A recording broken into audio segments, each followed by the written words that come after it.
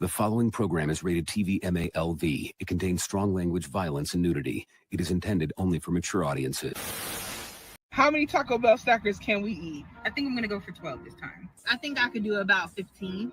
I think I could do about 23, just to make it even. At the Taco Bell stackers in this bag, it's heavy too. It almost ripped. Just finished my 15th one. This is my last one. I don't think I can make it past 30. Nachos for a little break. Slowing down back there? Yeah, I got to. After 17 stackers, and you do it. And 5 burritos.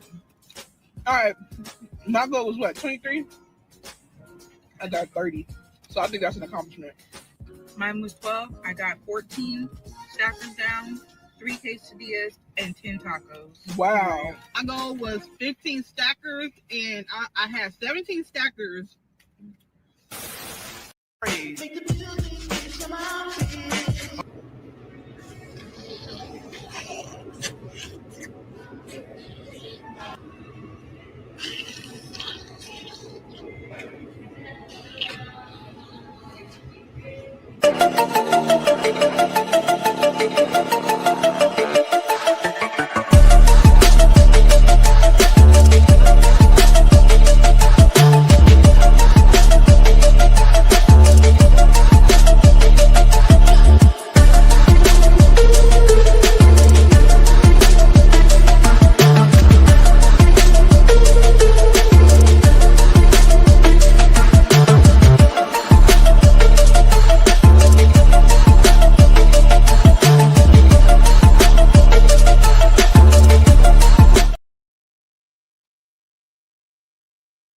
Give me 1 second. 1 second. Got some connection issues. All right. Hold up. Give me 1 second. I'm almost.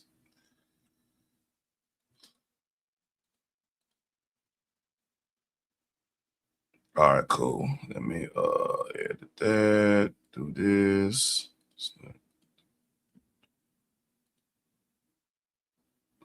All right, I should be good now. What up? What up? What up? Make sure. Go live. All right, cool. What up? What up? What up? It's your boy Terry in the Black. Today is January 14, 2026. A lot of stuff going down, man. Matter of fact, let me get my camera back up. Yeah, the Rumble connection went off for some reason. Hold on, let me put some new songs in there. So yeah. We got a lot going on. Night of Seven Kingdoms will be coming out this weekend. Gonna go over that. We got some stuff in black in the black space. Two people I follow a lot, Corey Holcomb and Anton Daniels. They got in the space. We're gonna go over that. J. Cole he just dropped a new song. J. Cole, NBA YoungBoys, I believe A$AP Rocky. A lot of people dropped some hip hop today, man. Let's see what else I got. Oh, some more Somali. We got another video from Nick Shirley about the Somalians, and yeah, they're not real happy up there in Minneapolis right now, man. We're gonna go through that. Oh shit, I mean that. And yeah, it's gonna be crazy. I'm just gonna go ahead and start on this Night of Seven Kingdom thing because it comes out this Sunday, and I will be doing a live stream, not a live stream of the show, but I'll be doing a live stream after doing my review of the show. So I'm a real big Song of Ice and Fire fan.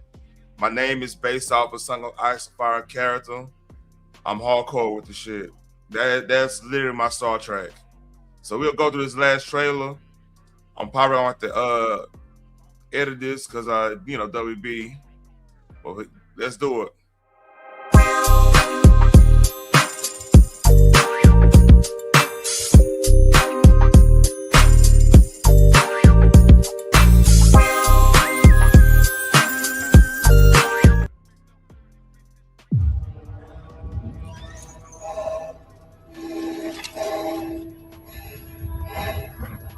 So, Sir Duncan the Tall.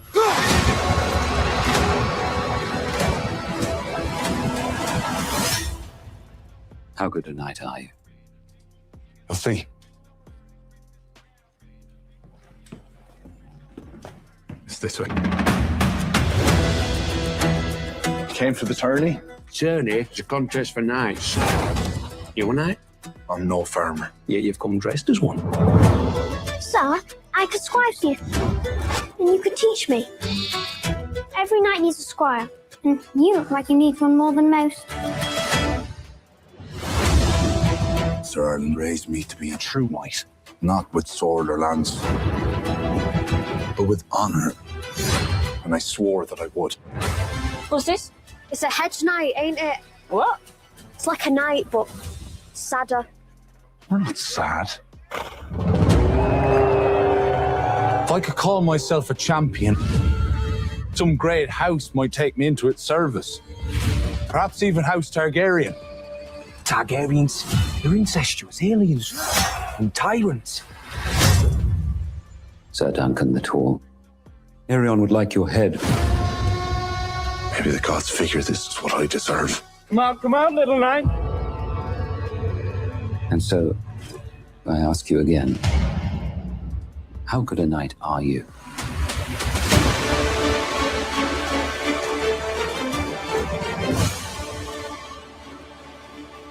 You may be wise to run. Won't they kill me if I run?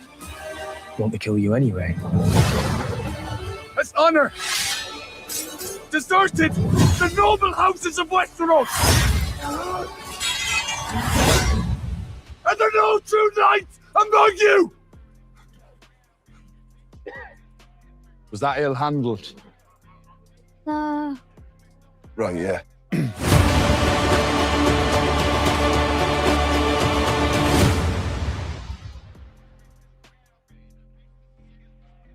All right.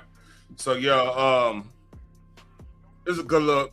I'm thinking. Hold on, let me look at it. I think the episodes ain't that long. Let me go. I saw like, let's see, premiere. What they got it as.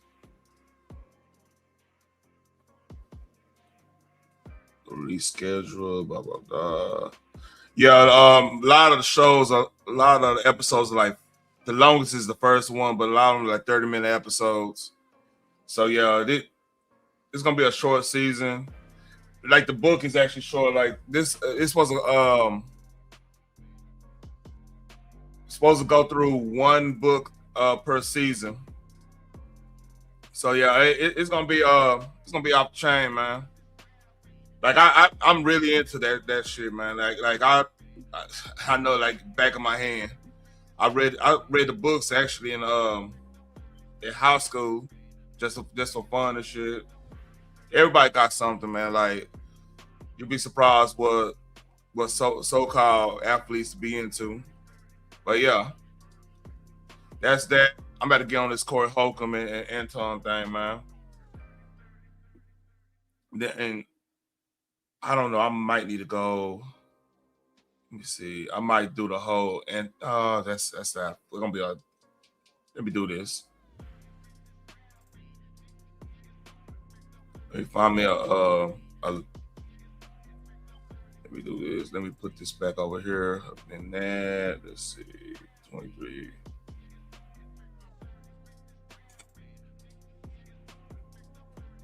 Let's see.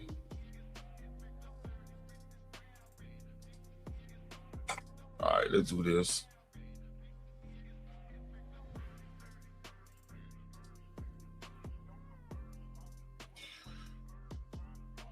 Oh shit, nah, I mean do that. Let me share this. We go by straight up.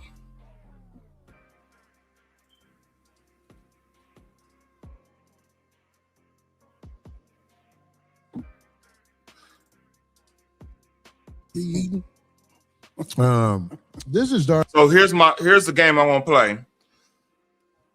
Every time I hear a shot, it varies in this type of shot. That's like this one. That means something, and that's over the line. That's what I'm gonna do. Alien ordeal. Just to let y'all know. OG Ortiz, the Yes, people who don't know. Thank you for that. Oh my God, not the full thing. I was on time. I'm gonna just say that. Hey, Yes, we he did. expected it. I already knew. That's why I got here almost on time. I was on time. My man. You dig what I'm saying? Yeah, he repeated that. That was a little crazy. A lot of y'all know. We said he was coming. Anton in the house. Hey man, let me tell you something. I was so glad Niggas dropped, by the way. Niggas dropped. because people need to see a clash like this. Not a clash agree. within something bad, just people who got something to say. Like what you say and what I say, I think it's gonna be interesting. I do too. Yeah. I think it's gonna be really interesting. And we had a great conversation too. We had time before you got here, so we had a great I conversation. buttered it up. So You don't need That's to what's butter. up. I made you don't sure need to that butter I me made up. sure that she felt good about this. Yeah, you don't need to butter. We still trying to get Shannon Sharp on here, so Darlene can have something to do after the show. That should be proud of. Oh, brother. Too old. That That's man a don't good- want that's a good this. I know Your that, but I'm- chat think they tough. Who I cares? noticed. They think they tough? They think they tough. Yeah. They be out there. They not that tough. Uh-oh. We You seen charging them up. we seen Uh-oh, here we we go. seen Yeah. worse. You know, I don't pay attention to Who the- niggas that don't got no profile picture. You know what? I always I hate promise to motherfuckers God, talk, bro. And they scared to step forward. I don't pay attention. I think them type of niggas jerk off in their socks. Yeah.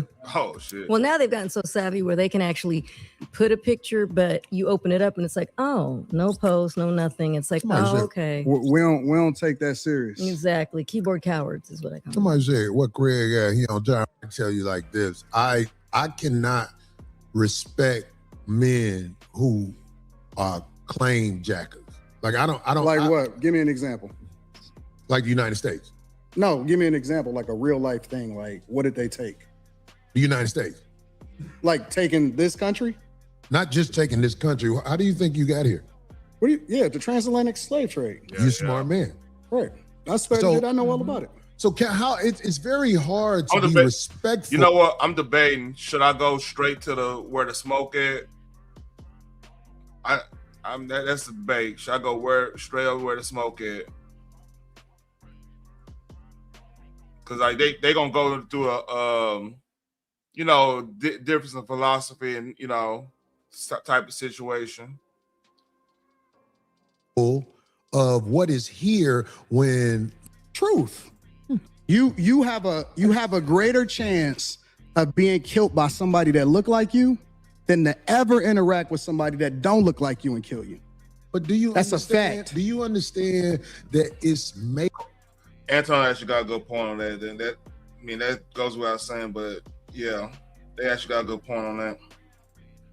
like that on purpose? The position It's the system. that- The system position against that- us. I got it. Okay, but the position you and your people are in, Who is my people? black people, do you claim black people? I'm a Christian first. All right. I get what Anton is trying to say there. I get the I'm the Christian first thing. But like I love being black. I might have different political views than a lot of my counterparts.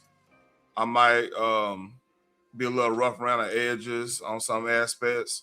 But I do love being black. I love my history, history, even the adversity like my family came from. Like part of my family. Like here's the thing, I'm a little different cat. Like because like my family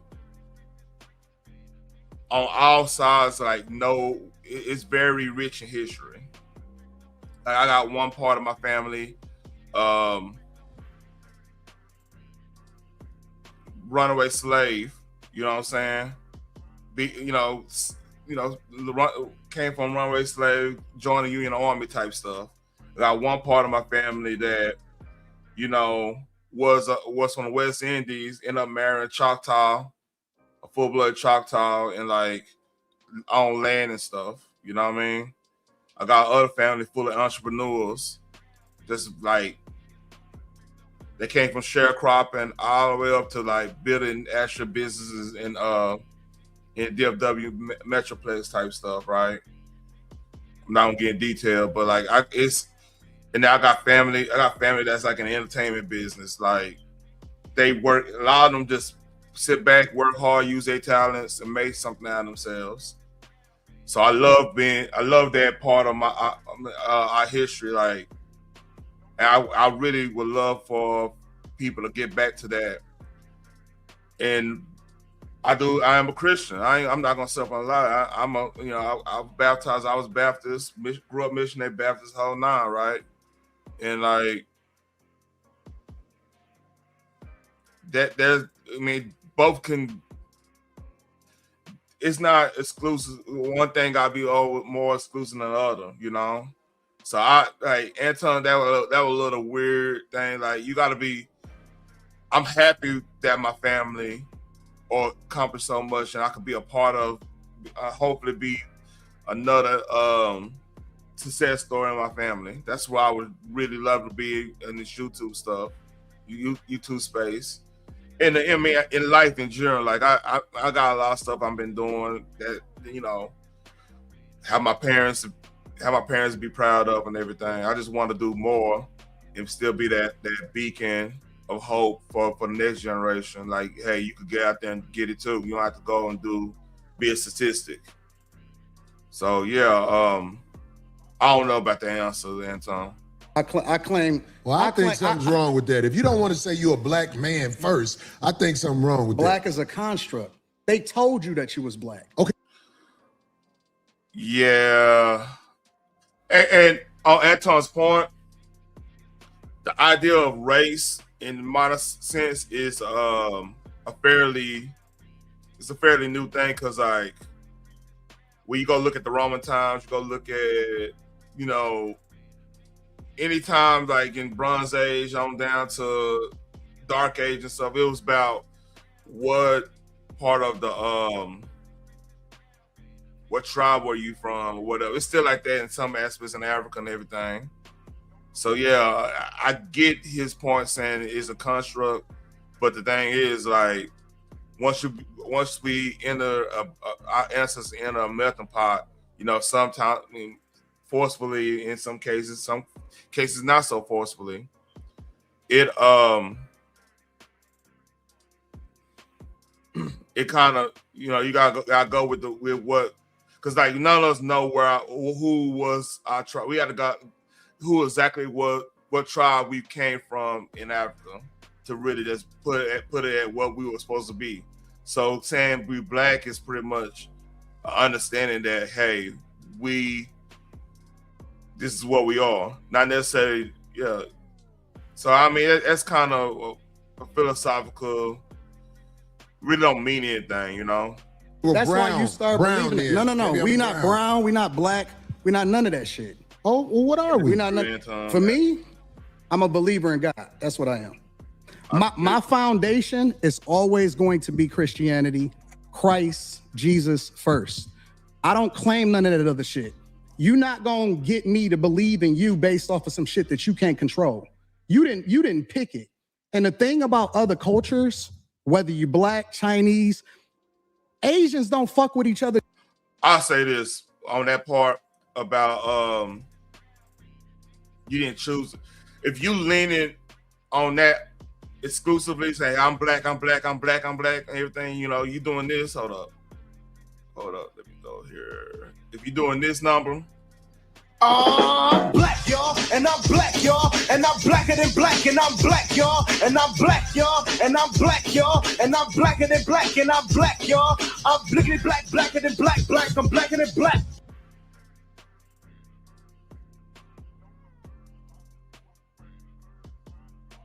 if you're doing that, it gets old really quick and everything, you know. But like if you acknowledging, you know, where you are, and it's really a baseline. It's the first thing, and you just go from there and show your character and everything. I mean, that's the only thing you really could do in that case.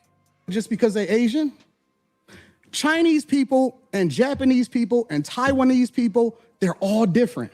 Koreans are different. All white people don't fuck with all white people.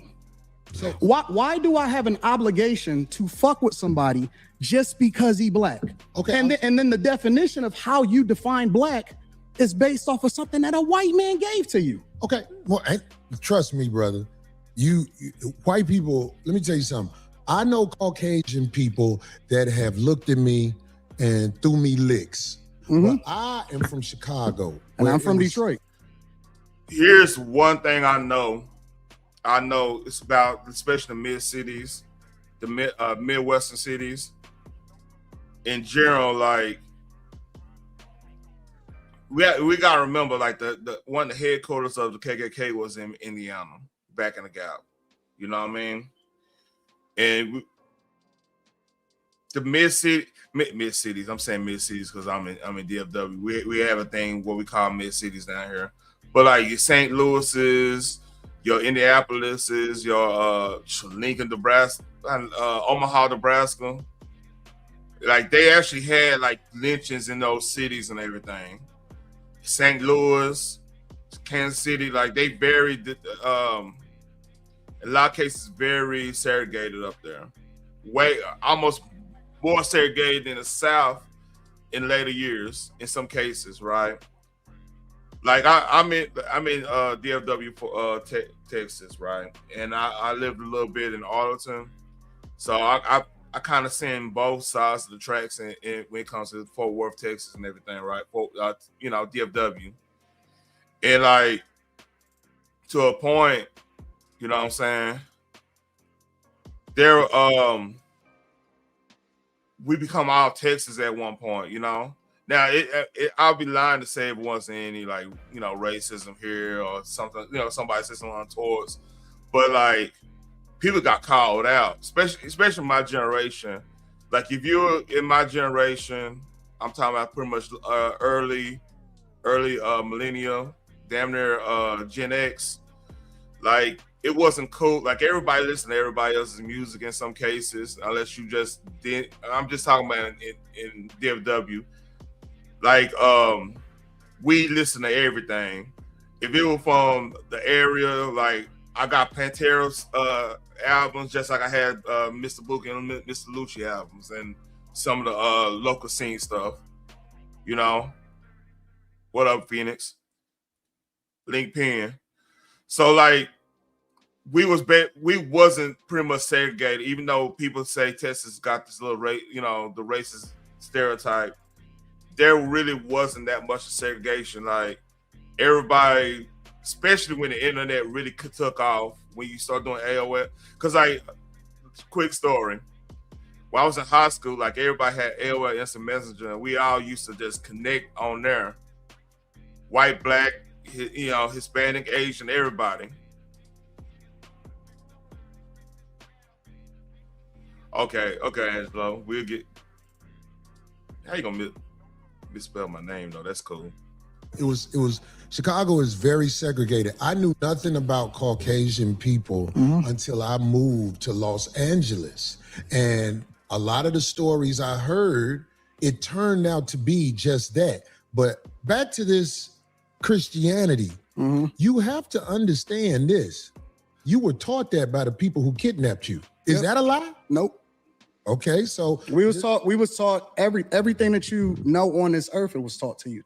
The racism that you have in your heart, it was taught to you. You say I'm racist? Oh. Yeah, absolutely. I studied you. See, wow. I studied you. This is why I'm racist. I don't know a lot of racism in me. Absolutely. But maybe you can show me something I don't know. We're going to get there. I wanted we'll you get guys there. to start the show off in your own No, when Brother Anton Daniels was talking to me on the phone, I knew that we didn't see eye to eye on a lot of things, but I believe we can have a conversation like men. You know what, Corey actually being very respectful. Like it started off good. I think here's the problem, man. Like anytime you get in debates,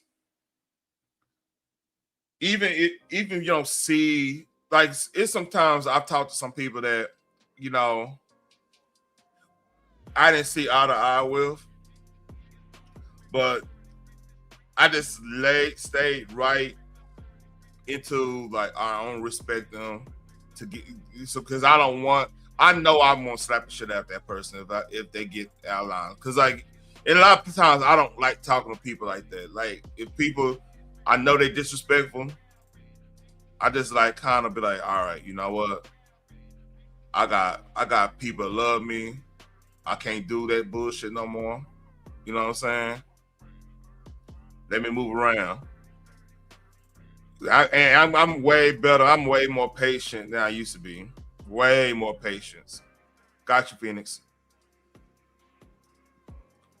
But like, I think that's where it went left, man. They didn't have initial respect for each other to the point. And I'm still holding a little bit of it. This might be a play, because like everybody's talking about this right now. So what you got on that, Phoenix? I don't think it's a play. Both of them have said some very disrespectful things about each other. I think they should have cleared the air before the interview happened, though. That might have eased a little bit of the tension. If they would have stayed in the pocket of getting a clear understanding, then maybe this would have went a little bit better. Yeah. I don't think it's a play. Let's read. We got a lot of. Probably got 40 minutes to an hour of this to really cover, to really get the full context right. Yeah. The full attitude. I was like, a lot of stuff he's saying right now, I disagree with so much. But both of us. I'm going to try to make a point because I have the hopes. I don't agree with Anton when he said he's black as a construct and this and that. I love being, like I said earlier, I love being black. I love my family history because I know it. I love the accomplishments my people we made, even in the harshest I see things differently than your average black person. I'm happy for that, but I never, people get like, because I don't agree with what everybody's saying. I don't like I love being black, man. Like, you know,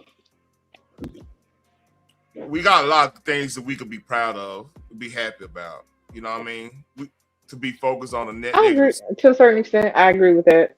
But like I said before, everybody's experience is everybody's experience. I think Anton was actually raised in the suburbs. So that means he was raised around other Caucasians. As Corey said, while he was explaining, he was like, I ain't know nothing about no damn Caucasians until I was in Los Angeles. He had to change his environment to learn about it.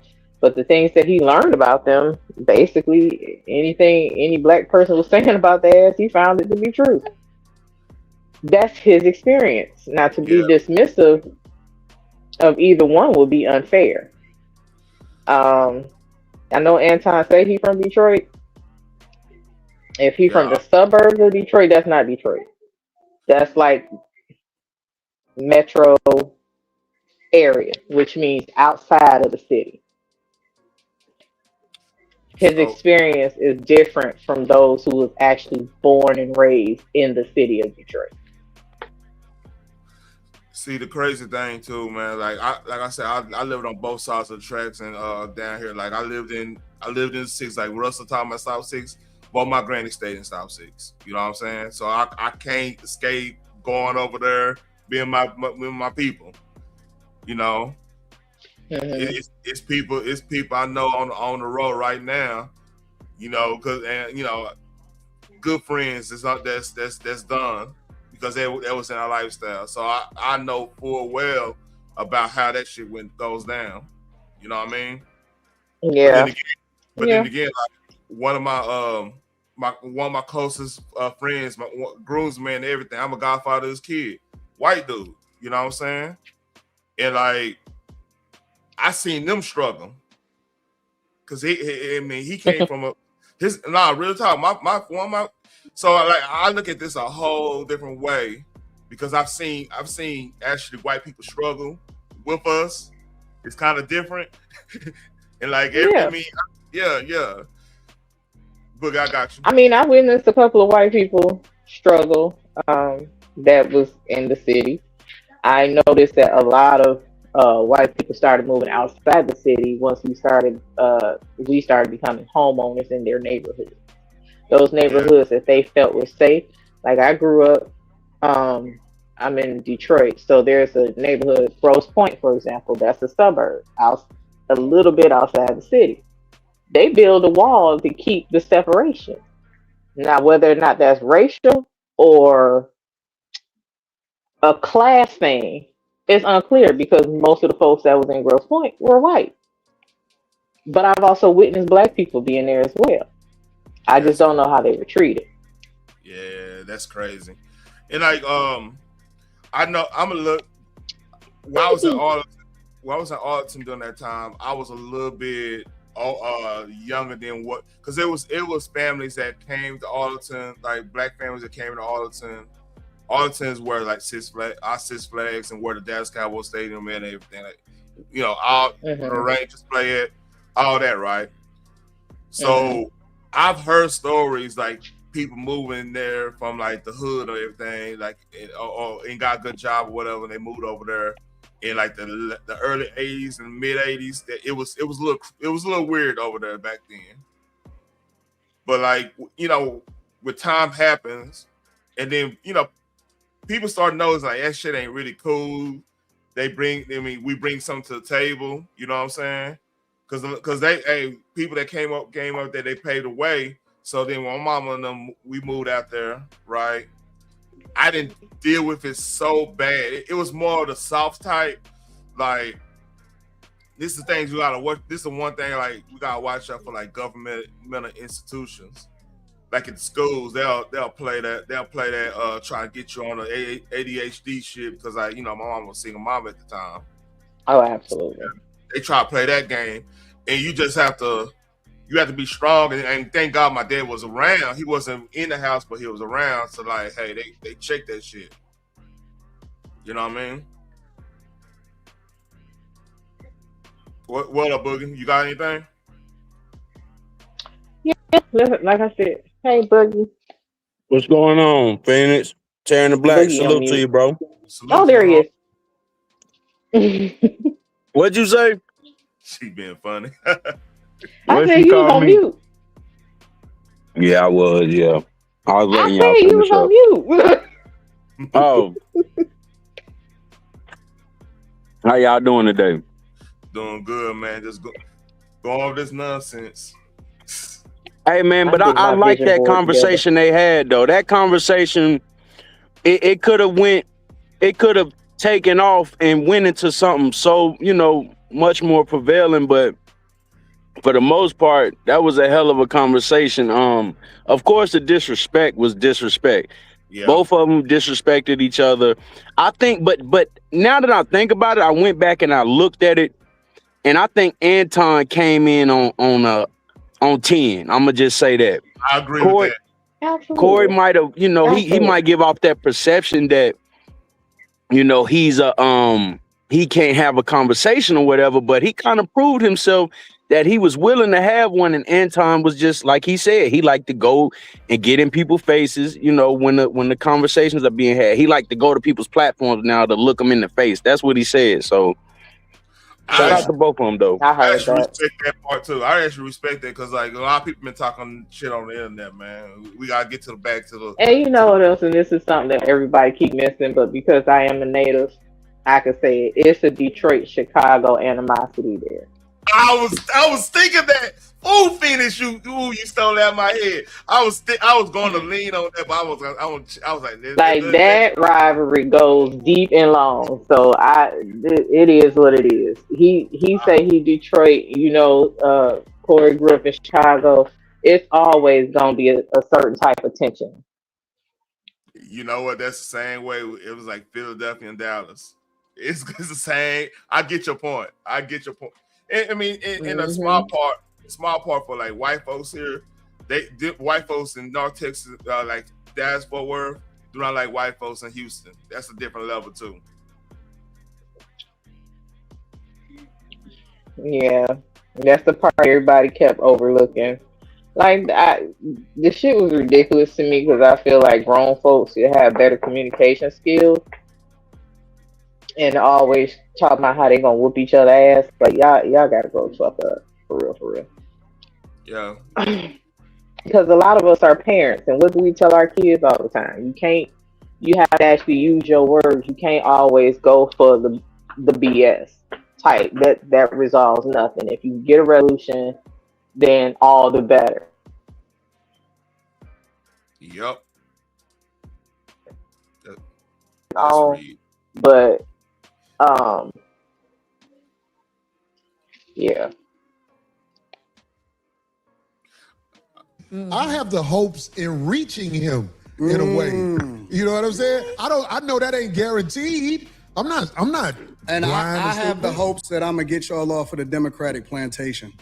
Yeah, because I don't know really do. nothing about the Democratic plantation. Everything. Anton kind of he kind of reached on that one because like Corey hasn't really been that political. He's pretty apolitical. You know what I mean?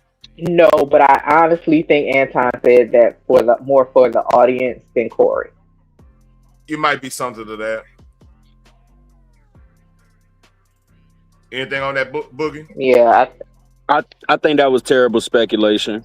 I think that the fact that that's all he could take from a conversation with a person who's really trying to just bring a different approach to the conversation. I think a lot of times. Oh, thank you. Sorry, y'all. I think a lot of times when people be like trying to put that on people, like, oh, you a Republican, you a Democrat, and they ain't even bring that up. Like, bro, let's just talk about us as a community, as a race. Why do we gotta be attached to something? That's what divides us. You know what, Boogie? On that point, like that's like because people get me, cause I believe I'm pretty much me and Tom probably a lot politically. I'm probably a little bit more on the extreme side of him on some cases. I'm not gonna lie about it, but the pro-black side of me is like, man, look, we gotta just get back to the basics. This is what we need to do as a community on a basis. We need to start. Hey, a lot of us need to start marrying. Combine resources. That's the easiest way for generational wealth right there. Combine resources, start doing the business side way better, which a lot of people are doing. I'm not gonna say it ain't been done. It's been done. And raise kids. Don't quit the baby mama, baby daddy thing. I know a lot of cases it's unavoidable. I'm not judging, but the best case, the square one. You judge a little bit.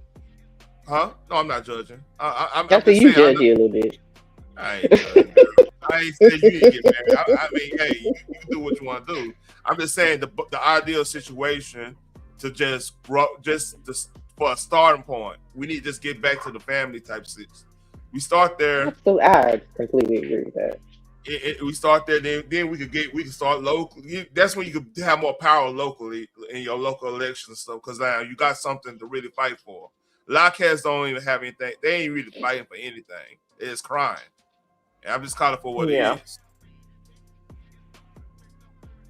I mean, how we gonna defeat the system if we ain't even together? Exactly. Yeah, it's like, yo, why? And then he was bringing up the money tip, and I'm thinking to myself like, yo, bro, that shouldn't be a talking point, because your relatives, your ancestors, them people didn't have money. So why is that the butt of all of your jokes? Like, you're not teaching. Are you teaching other people how to become successful like you? If not, you can't make that a point in every topic that you create when it comes to adversity. Now, I'll be fair. Anton's been dropping some gems on the money tip. He ain't just been out here. He talking about money. Yeah, it sounds like he braggadocious. He kind of got that from some other like people and everything. I'm not gonna lie about that, but a lot of times you listen to the show, he drops some gems on some shit. Now sometimes he's braggadocious about the gems, but I mean, it's the spit the fat out. Like I said, I don't think he grew up in Detroit. Yeah. And that might be because he has a certain. Go ahead, my bad. When he speaks, he has a certain kind of arrogance about himself. Yeah. It comes across. I'm not saying this is character. I'm just saying how it seems from the outside looking in. It comes across like he thinks he's better than a lot of his counterparts. I have seen him mix it up with different people, and this is the most disrespectful I've seen him being with someone. Like he comes in judging, making assumptions. And like I said, maybe they should have had a conversation before setting up a show to do together because they have said some very messed up things about each other over the years. Now, it wasn't really, I think it was more of the situation and their opinions about certain things than attacking each other personally, although some of it was kind of personal, but don't nobody know each other's business. I'm just saying. That should have been hashed out before they actually agreed to be in a room together. So all of this over the years of animosity and I guess just not clicking in certain areas, and they could hash that out on camera. Well, this is how I feel about this because of, type thing. Anton knows how to mix it up with different people. He should have just stayed in his lane with Corey's audience as opposed to trying to down talk. Yeah, that's the down talking. Down talking would trigger me. I'm like, hey man, because like one of the things like that I used saying, I'm gonna get you off the Democratic plantation was completely out of line. He's not. Corey doesn't do political. Yeah, he just talked. He roasted. It's been times he roasted Democrats on some. They be on some BS, especially when they talking about the alphabet situation. He go hard on them. And the feminist stuff he go hard on too. So I mean that was a little out there. Absolutely. Can I say Absolutely. like he had there's been a lot of people that have been criticizing him for his income, for his finances. So I had seen a few videos where people were criticizing him, based on the theory of fake it till you make it type deal. Like he wasn't rich, and now he's gotten to this point where he's rich, and now he's downplaying all of the people that don't have the type of finances that he has. Add to the fact that he's coming on there and trying to get these wow moments or like these viral moments, which is completely viral, at this point. But on top of that, it's like you're trying to school people on their platforms. You're trying to over debate, like you're not trying to have a conversation. You're just trying to get like that I'm stunting on everybody and I'm the best at what I do. That's cool. You can say that you're competitive in your skill set, but it doesn't come off as like humble, like you have a humble bone, and you don't got to be humble neither. But it just seemed a little odd that every time I see him now, he's trying to get these viral moments out of people. He's down talking people. He ain't got nothing nice to say, basically. Nothing. So are we not going to talk about when he went up on Kwame platform and was talking all kind of shit about that other basketball player, and then when the basketball player hit the link, he fanned out. Yeah, Kenyon Martin. Exactly. Kenyon Martin. Like I know people that play with Kenyon. Like Anson know people who play with Kenyon. So like that's not what you want. But like the thing is too, I think part of this is because this for real. Like if you lived in the suburb anytime and go back to the hood, you get that animosity. You know what I mean?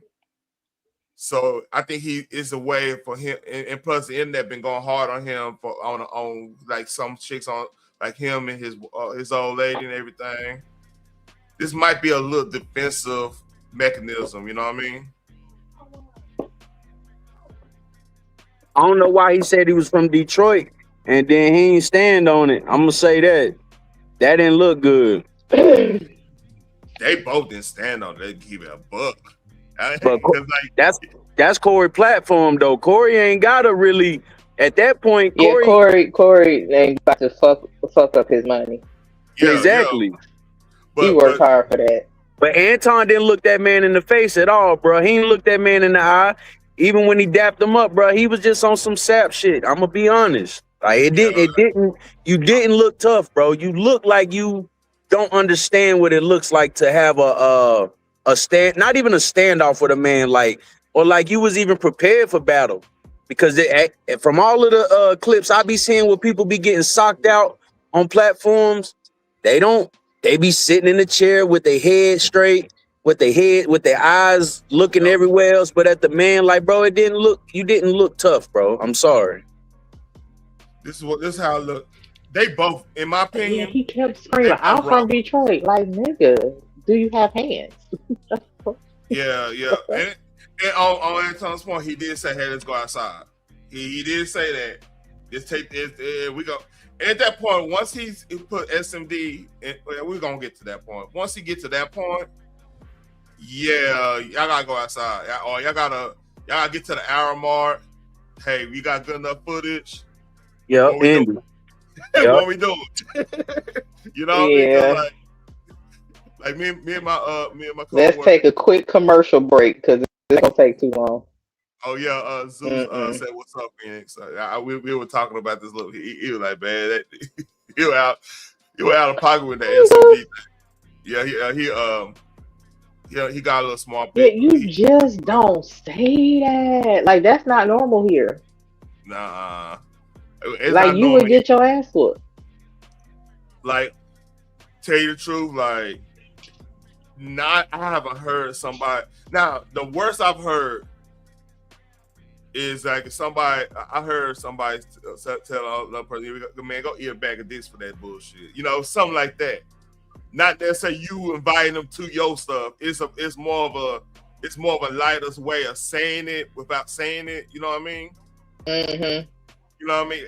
Go I heard eat a bag of flaming hot dicks for when you say that shit, something like that.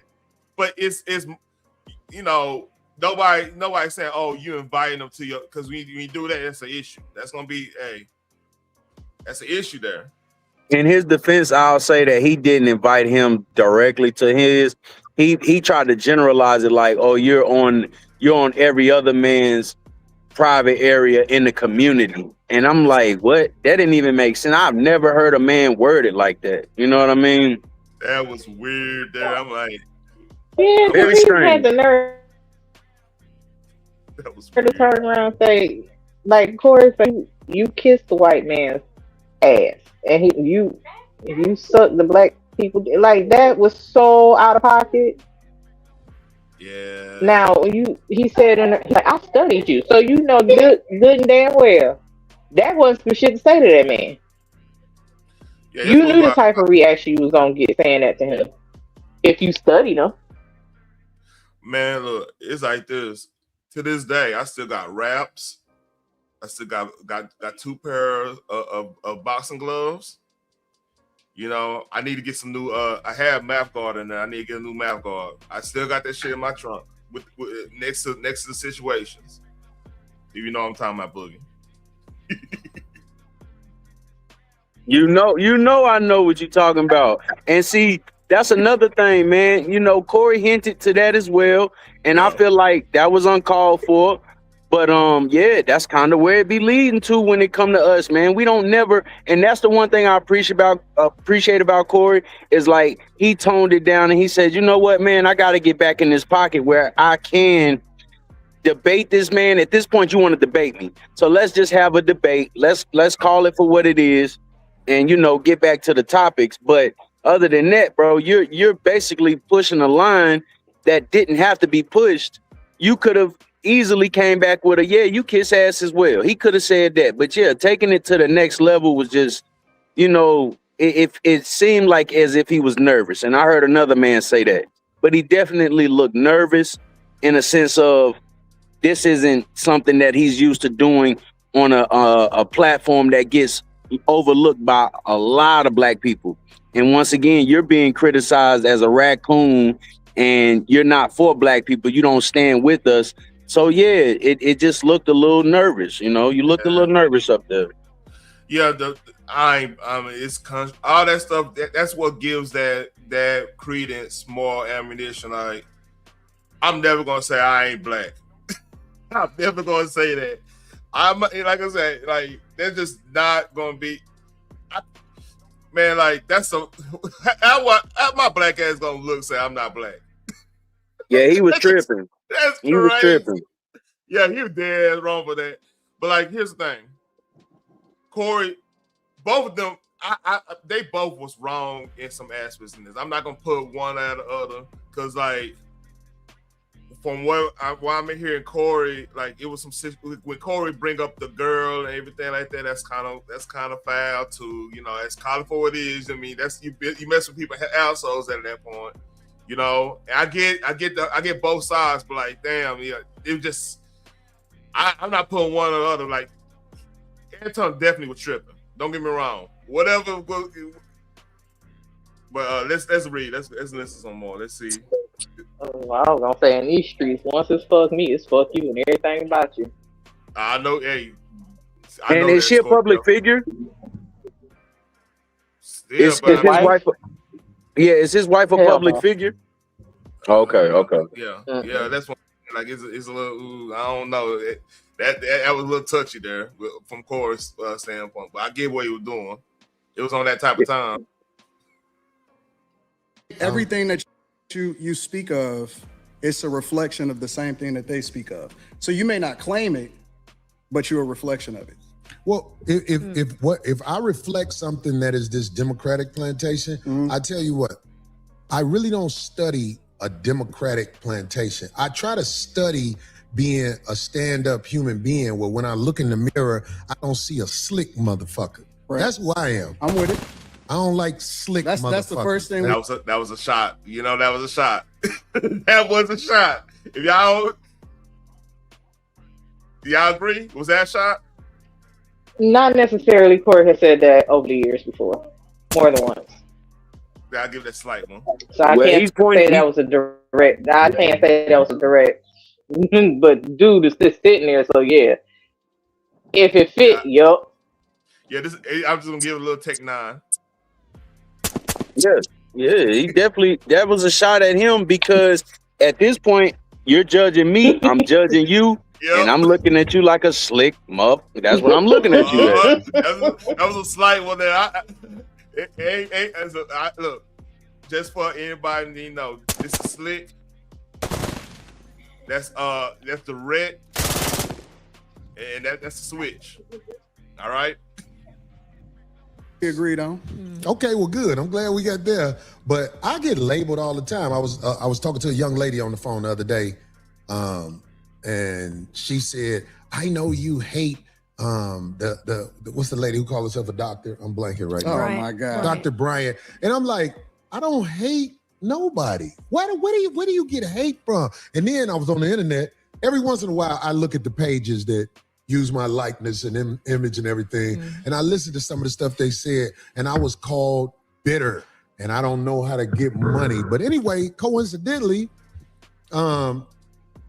today I'm talking to a brother who knows how to work the internet well and get money. Facts. You see what I'm saying? Facts. So it's like, everything comes in its season for a man like me. I don't say I got all the answers to everything, but I am willing to talk logically to people who I feel like are able to communicate. He did prove that today. He did, in a lot of cases, was logical later on. I mean,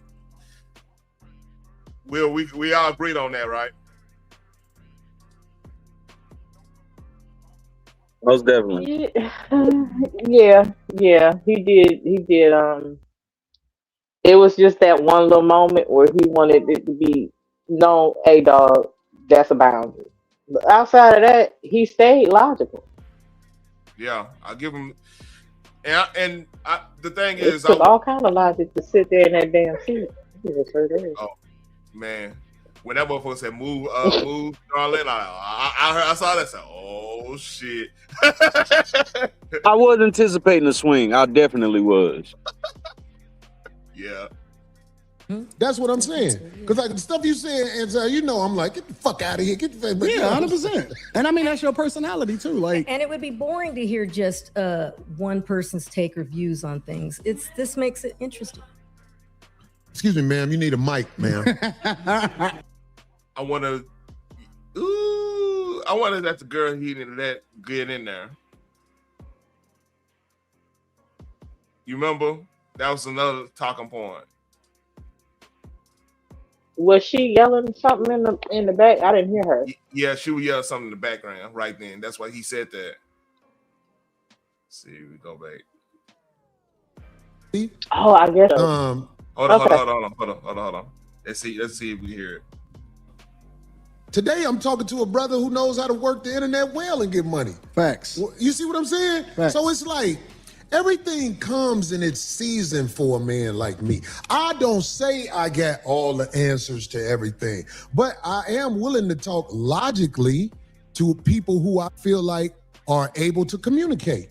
That's what I'm saying. Because like the stuff you saying, and you know, I'm like, get the fuck out of here. Get the fuck. Yeah, 100%. And I mean, that's your personality too. Like, and it would be boring to hear just one person's take or views on things. This makes it interesting. She yelled right there. You heard him?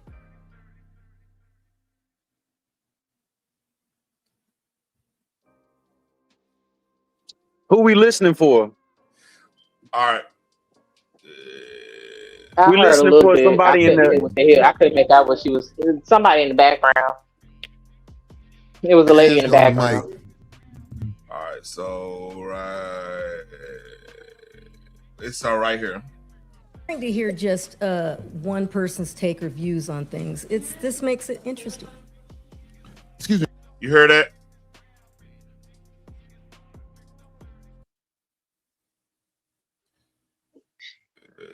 Yeah, I heard it. I heard it. I still couldn't make out what the hell she was saying, but I see why he was like, "Excuse me, ma'am."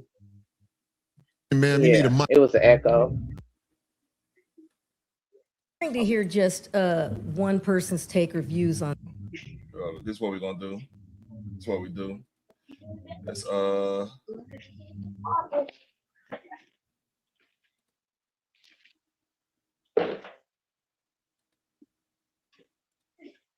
things. This makes it interesting. Excuse me, ma'am. Darlene was talking. We couldn't hear it. That's what it was. That's the reason why we couldn't hear it. She was talking.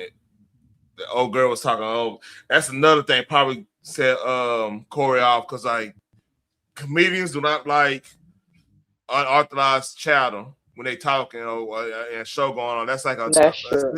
A heckle, yeah. So yeah, that's probably what. That's she cutting off Darlene while she's talking, and Darlene's actually on the show, and you all in the background trying to yell some shit. Yeah, that's rude as fuck. Yeah. You need a mic, ma'am. You can ask on the mic. Goddamn. Anton, just a clarifying question. What about? Are you comparing racism with prejudice? Is it? Do you think Black people can truly be racist, or are we just prejudiced? No, I think that there's a lot of people that hate white people, like straight up hate white people, and it's very unfortunate because they're not even the ones that's winning over here. We compare ourselves against a group of people that the majority of them is on food stamps and welfare. They would be a disappointment to their ancestors. Right, but isn't true racism a system that controls access to, Well, that's the argument, right? The argument is we can't make sure white people don't get access to certain schools and programs and things like that. The main way that they need to be empowered to be racist, to be quite honest. See, that's what I was gonna say. Y'all, that's the argument that Black people make, is that you can't be racist if you can't actually have an impact on another group of people. So it's supposedly systemic. Yeah. I hate that argument because if you don't like somebody, like I've known some people of our community that absolutely hate Hispanic folks to the T, and I mean, how can you not call that racist just because they don't have a necessary power over the people they don't like. I never understood that argument. But racism also consists of power. My bad. Go ahead. I was gonna say the same thing. Like racism has like the definition. One of the words in the definition is power. We have power over because we're too busy fighting each other over dumb shit. That's number one. Number two is Good point. the word you're looking for is prejudice. The thing is, you cannot like a culture of people for your reasons. You know, that's a prejudice. Because a lot of that stuff that you were prejudiced about is unfounded. You make the most of that shit up in your head. Oh, they think they better. Who told you that? So I would argue this. Well, they get more than we do. Okay, well, you ain't fighting for that shit. You too busy fighting each other. We could have been had the shit that we were supposed to have if we came as. Yeah. You know the difference between us and them? They stick together. Even if in fighting. Yep. You don't know that shit.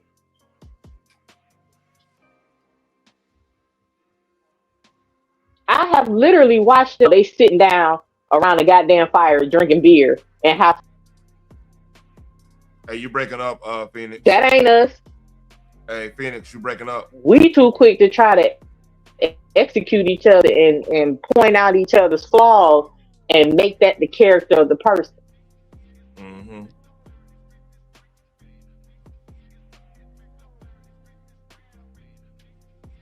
That's why everybody else get more than we do. Oh, we built this country. Yeah, but you didn't stick together to make sure that we actually benefit from what we built. That part.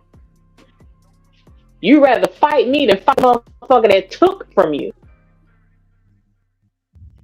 Yep. But see, we're not the race of people that have to answer for Jim Crow. We're not the race of people that have to answer for all of the unalivings and the lynchings and the sit-ins at the diners. We're not the people that got to answer for that. That's a whole other race of people. Why can't you acknowledge that those people put our ancestors through something that still affect them to this day? Why is that always overlooked? Especially even if you're in a greater situation, and this is how I look at it. When you go in these beautifully architects made type neighborhoods, you're going to see a few black people. You're not going to see a whole community of them. You're going to see only a few of them that, yes, they successfully made it up out of a situation. They might even be on the sides of those people, getting along with them, pandering to them, etc.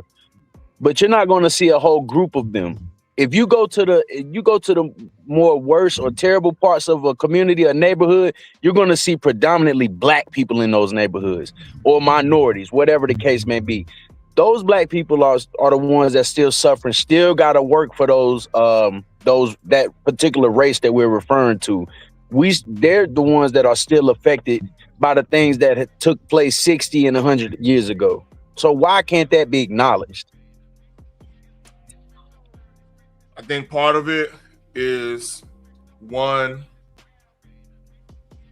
If somebody go out that situation, go to the other side. I'm talking about as in living there, not fully going out, but living there, understanding, different cultures and stuff, to come back and be like reporting it or whatever. We get pushback. Oh, you didn't stay here. You ain't real because you didn't stay here and suffer with me. You know what I'm saying? I hate that shit. That's I hate that. Don't forget where you come from. I'm trying to. I fought so hard to get the hell up out of here. Why can't I forget? Yeah, if the shoe was on the other foot, you be on. Yeah, get guilt tripped and get, oh, you think you this, you think you that. You see, it's a lot of that going on. So I understand your point, Boogie. I understand full well, but what I'm saying is there's another element in our community, our psyche, that haven't matured enough to be like, hey, how can I get to where you at? What I need to do? Who do you know? You know, not communicating what right. You know, trying to communicate. Hey, let's do. What can we do to better this situation here? Because like everybody else community does that. Like if you go talk to Hispanic, you might have a couple people. They're gonna be a whole family doing trades, doing everything they need to be doing. But it's gonna be a select few that's gonna end up being the police force. It's gonna be somebody that's a woman that gonna end up being accountant or some type of lawyer, just real estate agent. So so they could just go. They understand the property rights, property value, the whole nine. They understand everything. They all got a mission. The problem is we don't have a mission. Because the thing is, the people that will be making a mission ain't been exiled out the community in a lot of cases. Now I'm talking about the masculine man. What we be talking about all the time, just now we are able to talk. We just basically have a good conversation with our female counterparts to be like, hey, you know what? We need to hit this. We need to do this. We need to do this. To get to that to get somewhat to that next level. It just happened. It just happened to be because, now on our personalities like your Kevin Samuels and other people, even KB in some regard, it's saying the stuff we've been trying to say for so long. Now it's more socially acceptable now. You know what I mean? It would make sense if once again those atrocities never took place with our people, man. What do we think? What do we think the effects would be based on the causes of why those people are in those situations?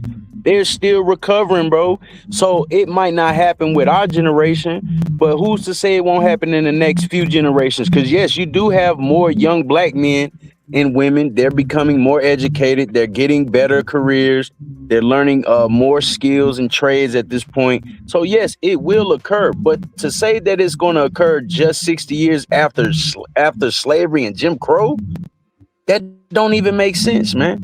That's literally one grandparent.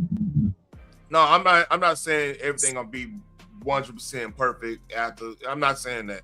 I'm just saying right now we have a blueprint on what we actually need to be doing. A lot of times, a lot of people fail. A lot of our parents and them fail because they got too comfortable. In a lot of cases, they got too happy. A lot of them party a lot, especially in the 70s. I mean, Bill Cosby is a victim of that. That they kept it going way too long and lost focus. Now it's a situation we pretty much all focus if you paying attention. Like Boogie, you have your lives and you see a lot of people jumping up in there and everything because they want to know the information. That's just the way it is right now. People want truth, want edge, especially Generation Z and like Alpha. They ain't hearing, man. Look, if I told you how my nephew's talking, like they consume anything, everything, information wise to get to better their situation and not get tricked up in these streets. You know what I mean? Yeah, man, I agree with that, and I think that in due time, but it just seems as if we're overlooking all of the distractions that have led up to what we're seeing now with the percentage of the young men. And like they said, those statistics also have been manipulated because there's really not a lot of black on black crime. It's a very small percentage of people that's doing that. To say that that's how we approach every situation is just false. It's a false narrative and it needs to be overlooked. But think about that. That's the information they're pushing out here, is that all of our young black men are willing to do the most terrible things to society. We're creating all of the ruckus in America is what's being said about our people. That sounds like systemic racism to me. And to who's push pushing that agenda. What And those who, are the and let's be particular. Let's be specific. All right, because like the easy answer say white institutions, right? That'd be the easy answer to say. I'm going to go straight up to who's specifically saying this, because like what I'm seeing on the right, I'm seeing they like I see more and more. I got a classmate, Brandon Tatum was my classmate. This got a fucking big platform. Even though I don't agree with 100% what he's saying, don't get me wrong. Well, my point is, you got a lot of personalities coming out the woodwork. Speaking on, all right, some things we could get from Brandon Tatum when he deal with like the police and how to react to that and everything, what they looking for. That's some game to be known. Now you might not like this approach. You might think, he might be whitewashing this, whatever. Hey, that's your business. I understand where you come from, but like there is some game if you just listen to from a cop point of view to learn, right? There's something for that. I'm not saying go follow him or anything. I'm just saying that's a piece of information we can all get. Because like what I've been saying, this is just something to better our community. I'm telling all my nephews get dash cams when you driving. Get dash cams so you ain't and have your insurance on your phone, so you don't have to do no. Because some of these cops they scary. They dealing with a lot. They scary. And they gonna see you thinking this, thinking that. You can't control how people think. You got to control what you could do. Am I wrong on that? Or you're already being targeted. They can say they fear for their life, but honestly, they could be lying about that. They could really just be placed where they're at to put harm on, our communities, man. I just think that a lot of things are being manipulated when it comes to our young black men and women, and a lot of people are falling for it. It is a bunch of gatekeepers that looks like I said, all skin folk and kin folk. So you got to be careful and seeing like what are their intentions, where are they trying to lead us. Like one thing I've said since I've discovered, we can be sheep, but no, sheep get led to slaughter by their owners. Hell no. I'm not trying to be a sheep. No, I'm never gonna be anybody's sheep because you ain't leading me to the slaughter. All skin folk and kin folk. Those folks are put in place to mislead us. They benefit, but we suffering, following that. And what I would say too, on that, to go on that, like with these celebrities and everything, look, only thing I want from somebody, and I know it ain't gonna sound like this chub and dribble thing, I ain't saying that. I just want you just give me a good product I can support you on. I can be done with that. I don't need politics from you, really, because I know my politics. What's wrong? What you laughing at? What's up? I'm laughing at the cat. The cat. I'm sorry. Yeah. Well, mama got a cat. He's up here looking for his spot. And his spot is gone. You are not allowed in here. Oh, gee. Sorry. Yeah. But yeah, my whole I get the the atrocities been there, and like shit, you go get back to even Jim Crow laws. It was because a lot of our free ancestors was making too much money, and them white Democrats back in the gap say, "Oh no, we gotta do something about this up in Maryland." Go read Fletcher Douglass. You'll find that out real quick. He talk about that shit. So like what I'm saying is like that's why we need to be politically active in some cases. Locally, especially, because a lot of this shit get done locally, and we don't even know about it because we enjoy our life, or we trying to make ends meet in some cases, and not know. We got to be knowing this shit now. That's why I'm a little bit against what Corey's saying about the voting thing. Nah, you need to vote. Like you need to vote locally, and you need to be mindful of what you're voting for. That's another key. Just voting, just be voting. That's dumb. That is sucker shit right there. But if you know what you're voting for, you know the policies, or better yet, invest your money, and became a landlord or a business owner or whatever. Yeah, you better be knowing these politicians, know what they trying to do, have an idea. If this is what I'll say to that.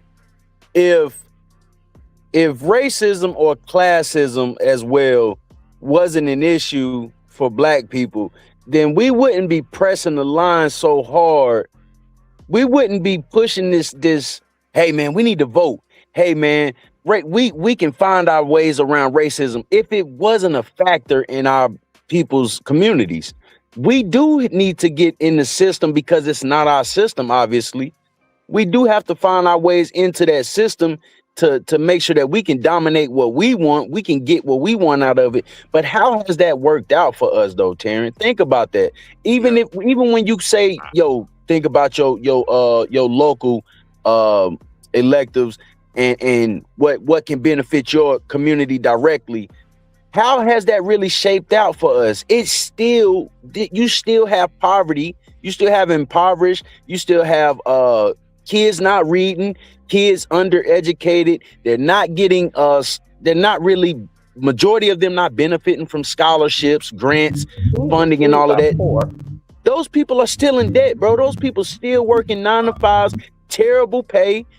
I don't really see it shaping out to be something that we all can benefit from. When you look at other communities, yes, those communities benefit completely from all of those grants, funds, scholarships, education, so many different factors to look at when we say, yeah, man, they really over there grinding it out and they communities are shaping up to be, well-rounded citizens.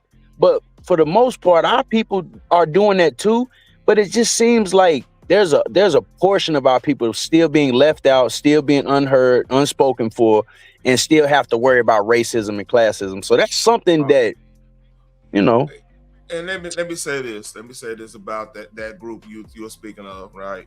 Because a lot of the situation with that, a lot of it's bad choices. Let's kind of keep it a buck here. A lot of it's bad choices.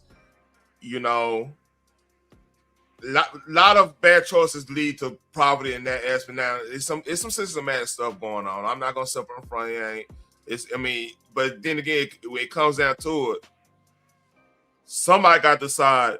All right, I don't want to be a part of this type of situation anymore. A lot of people have made that decision.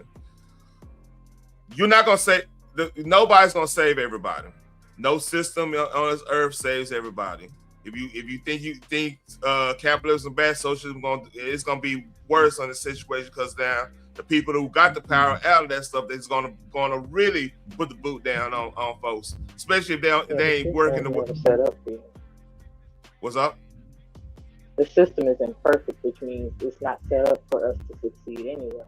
What we fail to do is strategize in our own success. That part. Like I said earlier, we're just too busy fighting each other when just look at the typical black family. It's like, okay, once you turn 18, you're on your own. Why is that? Other people don't do that. I'm telling you. Telling you. In a lot of cases, there can't be too many grown people in my house. And how many? And like, is that household a 2-parent household in a lot of cases? Now it's becoming that. Regardless, it's the wrong fucking mindset. It is the wrong mindset. I'm not debating that, but like,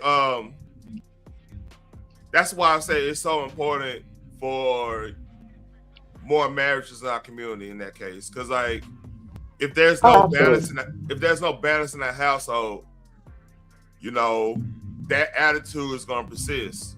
Because like, the attitude, like my brother, for example, one of my nieces is going to college and stuff. Like, the door's open for her to always come back there and get her stuff together if she have to. You know what I'm saying? Because he understand, like, between 19 to 25, that could ruin your life. That could ruin your life if you mess up.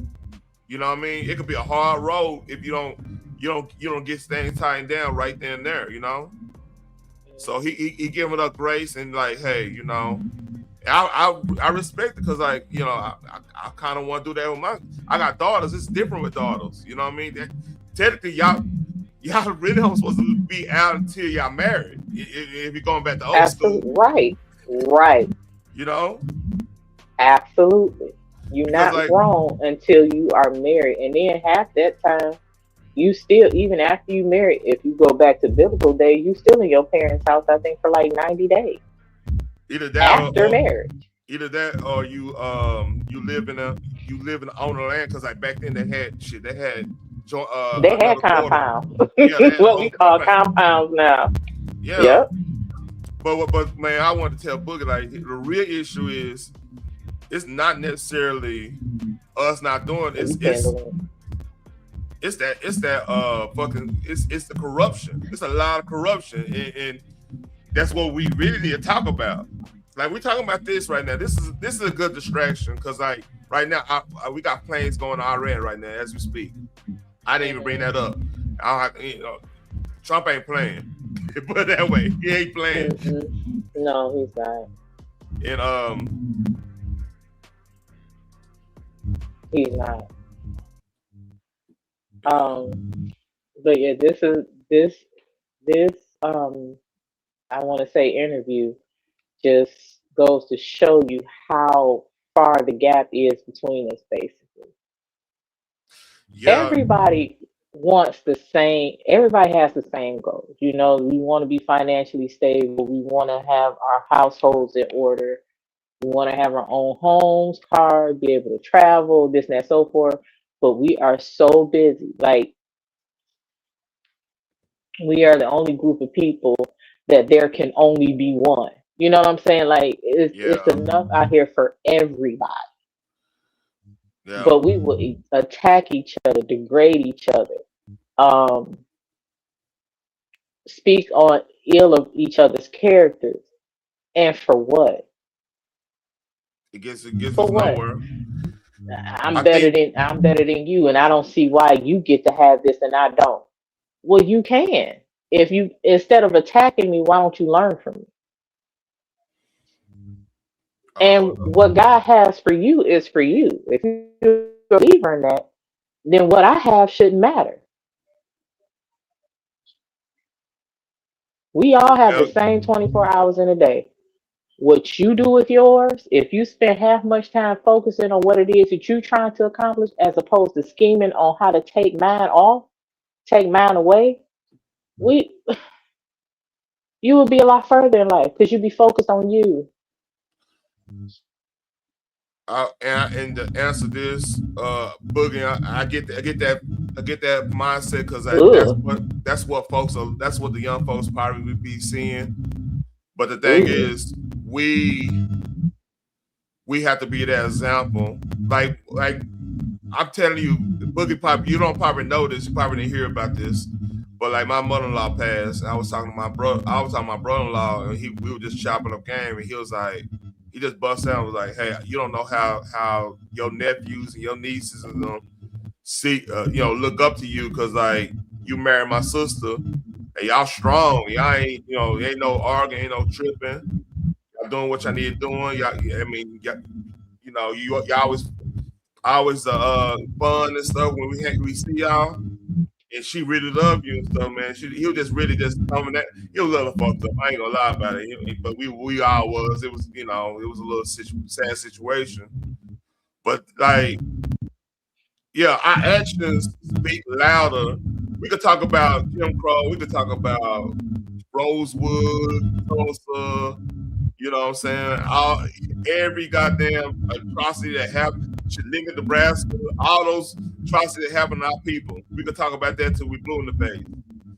But if our kid, the younger generation don't see you and your old lady and us having, like, everybody having a healthy relationship, confident in their skin, knowledgeable about things, if they don't see that, they will fall victim to the party and the mess and drama and everything. They'll fall victim to that, because like, they're like, hey, they doing it, I just do it like this. So like, that, it starts with us. It starts with, like, the truck drivers in our community tell the young guy, hey man, you get the bag doing this. It starts like that. we could talk, like I said, we could talk about slavery till we blue in the face. You know? I can't talk about slavery till I'm blue. I ain't never been I kind of been a slave to a certain extent, but I ain't never been that type of slave. Like that's not my experience. So, At least I got paid for my work. yeah. I can say that.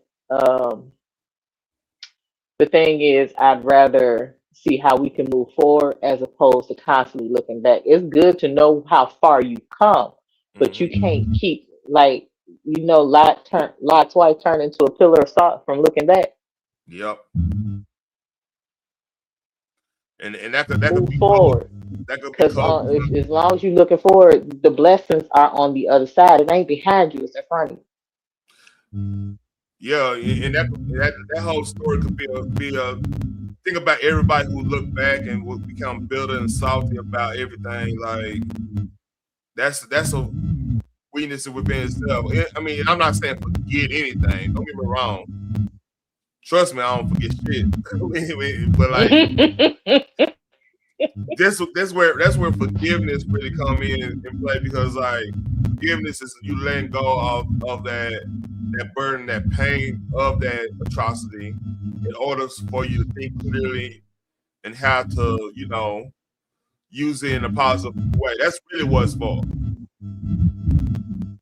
And I agree. And I ain't saying forget. Look, that's why I treat everybody on an individual basis. But you have to have a keen knowledge and understanding that this shit all can go wrong. Like, for example, let us go on a date depression, right? Or something negative, when like we got resources and keep resources, that's where you really see who's for you, who's not. You know what I mean? Yeah. And some of us gonna be stealing from each other, and we want to deal with that. And other races don't have the same aspect. It's human nature, man. All right, let's get a little bit more of this. And I got some more stuff that I can run through real quick. You ready? Mm-hmm. It's false. Really? I just think. Hey, go on mute real quick. You got feedback. Okay. A guy that used to be the president of the United States of America, that wanted to becoming the president of the United States of America for the second time, almost get everything taken away from him, literally. And he was basically being taken down by black people. Kamala Harris, Letitia James, who was the in New York, Fani Willis down in Georgia.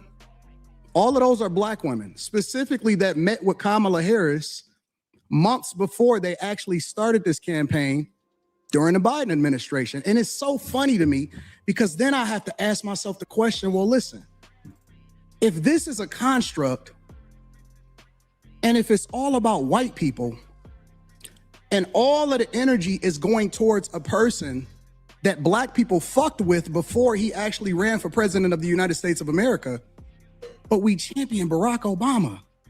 Pause on this part. Hey, Phoenix, is it a blizzard out there where you at? Unfortunately, there is, and I gotta make sure that my kids get the hell up out of here tomorrow morning and go to school, because they can't stay here. I just went on X. Let me find this. I'm gonna show you this. I gotta show you this real quick. Hold on, I gotta get this off X. This is crazy. Listen, all I know is we had to walk to school in this crap. Nowadays they talking about, oh, we can't make it. It's too dangerous. It was dangerous when our asses had. Look at this. That look about right. It's not just the snow; it's the wind blowing the snow off the ground as well. You got firewood? No, but my son about to be out there getting it tomorrow. It's cold blooded. You're supposed to already have firewood, girl. You know the game. I love my baby, but he got to go. Well, see, I don't think anybody's seen this shit come. It's January. What are you talking about? And it hardly snowed. Hey, It did hardly snow. Yeah. Yeah, I got a surprise my old lady this weekend. Yeah, you'll see it on Sunday. What, you gonna throw her in the snow? No. I mean, I know it does snow down there. Oh, I mean, yeah. That would be a surprise. Though. It's supposed to be we're supposed to get real bad something next week, starting next week. Listen, all I know is school better not be closed tomorrow. Probably will be, but I'm praying that it don't be. Not me. No. Take yourself out of it. We talking about the culture. It may not necessarily be you individually, but we as a culture fuck with him. Fuck with who? Barack Obama and his wife. We fuck with him. As a culture, we champion him. We absolutely do. And he didn't give y'all shit except for gay marriage. You know I know that. That's why I ain't arguing with you on this point. Absolutely I vote. Are you independent? What do you? I'm a Republican. You didn't know that? I'm a straight up, up and down Republican. And matter of fact, people need to really understand their history because Republicans were the party of black people. It's the original party of black people. They were the party that actually freed the slaves. Lincoln was a straight up Republican. When you're talking about the emancipation, when you're talking about 1865, when you're talking about what we stood for as conservative. If y'all haven't watched it, I believe it's a movie. It's a Netflix movie, and it showed how the Republican Party was during Reconstruction and everything. So it actually showed Booker T. Washington. What's that fucking movie called? I talked about it, Phoenix. What that movie called on Netflix? It was about Garfield. It just came out. I remember the name of that movie. Well, hold up.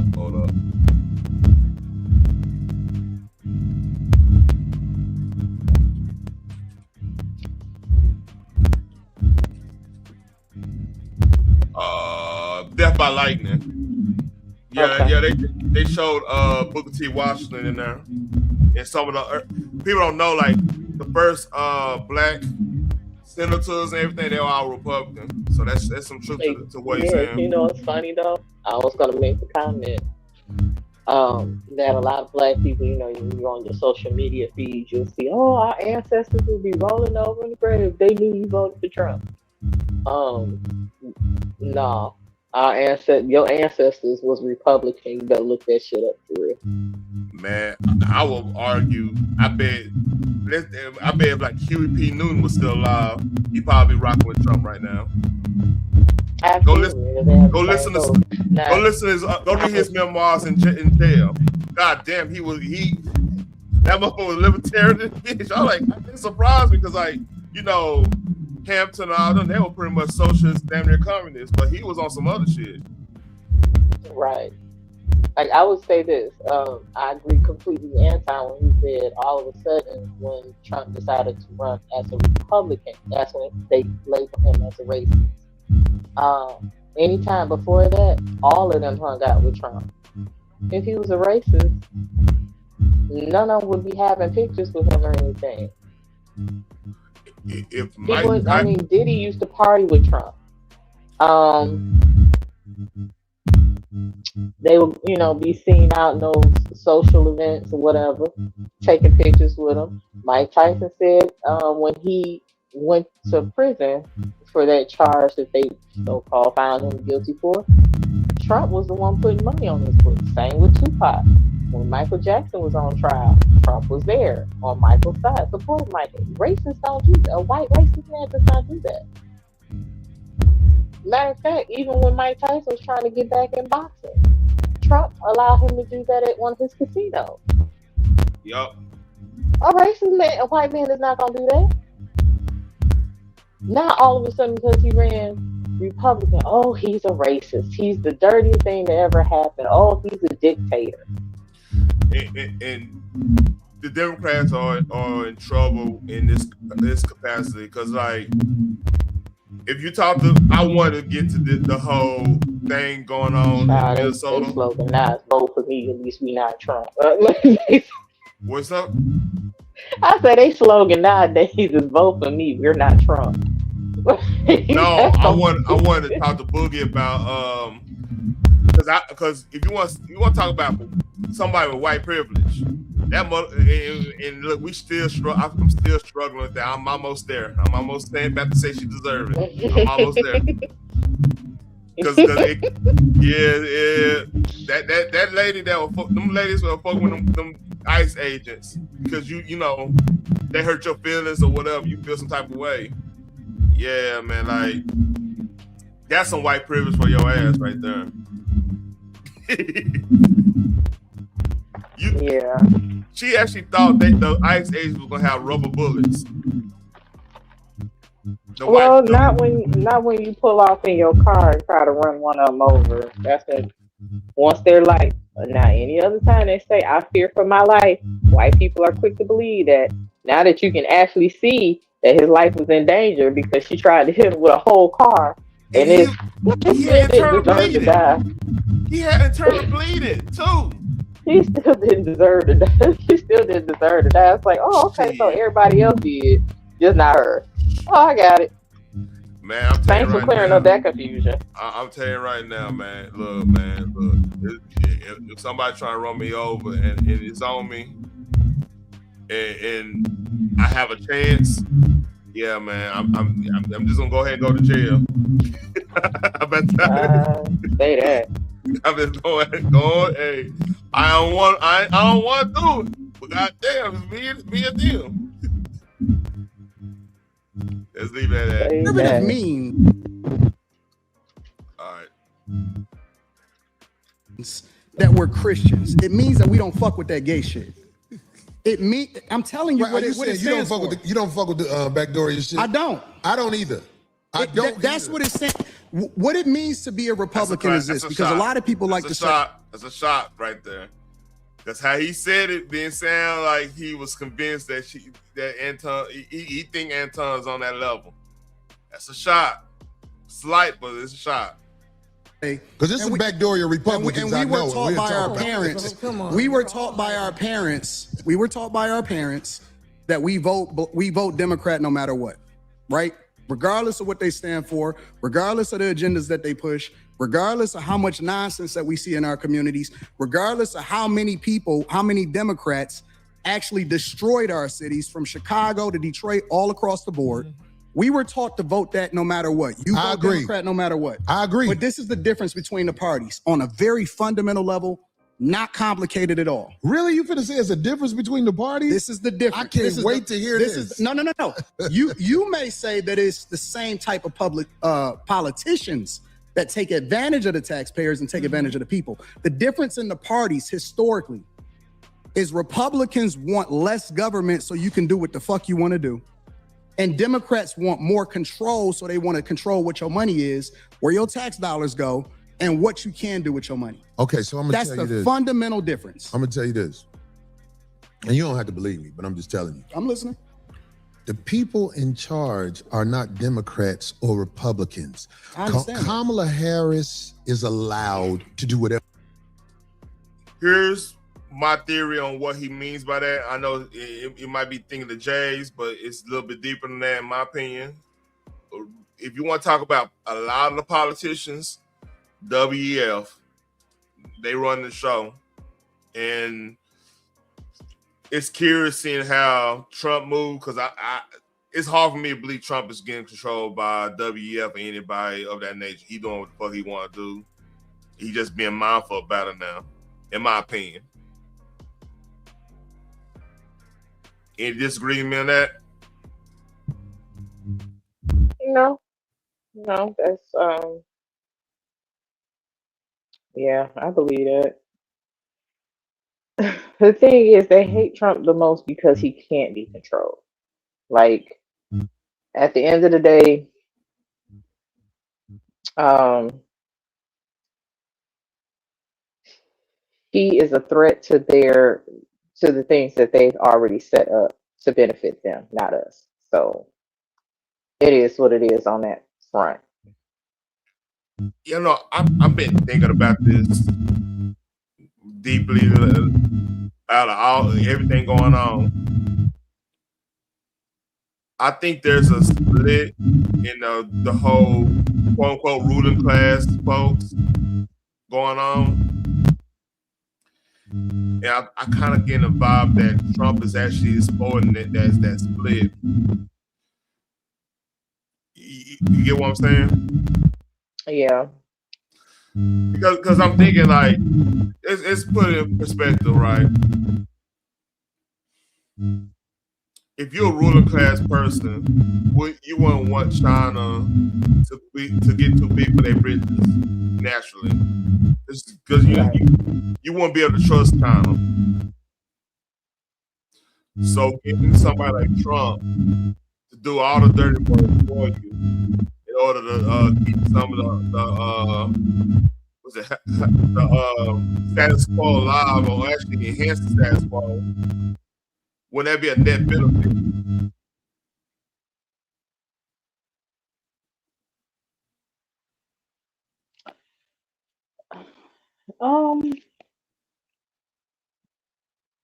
Make you think, huh? Yeah, I still go back to we need to depend more on ourselves than a structure of government that's already proven and that we know for a fact does not give a fuck about it. We can still work within those laws that we swear up and down was not written for us. That we still have to abide by, but we would have to actually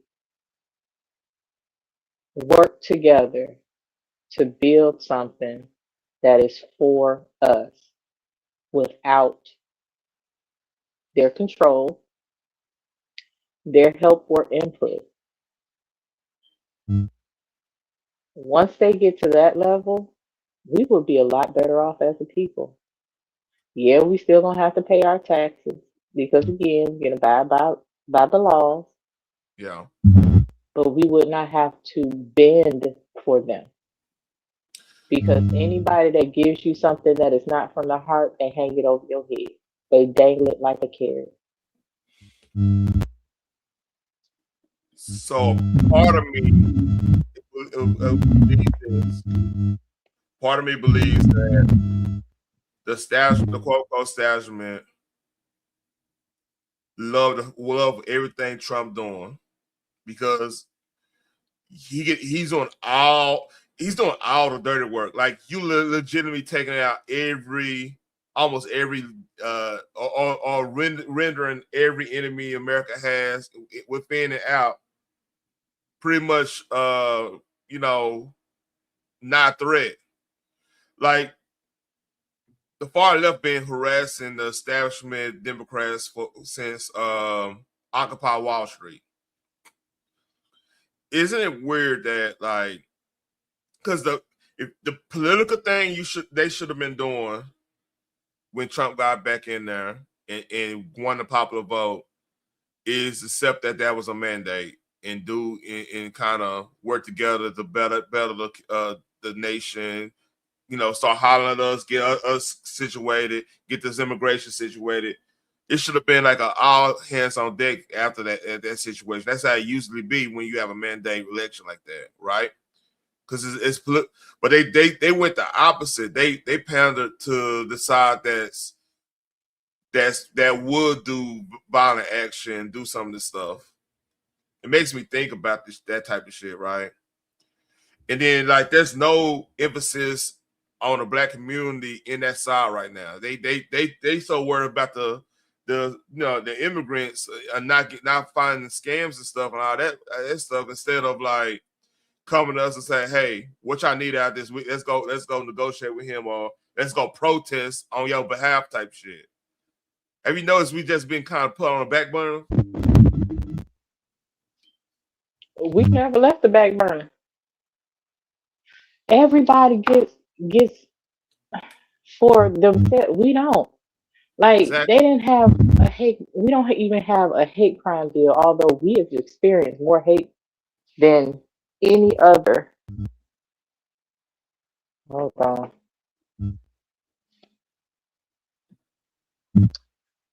Crap, school's gonna be closed tomorrow. I'm sorry, I'm getting emergency. I try to warn you. I try to warn you.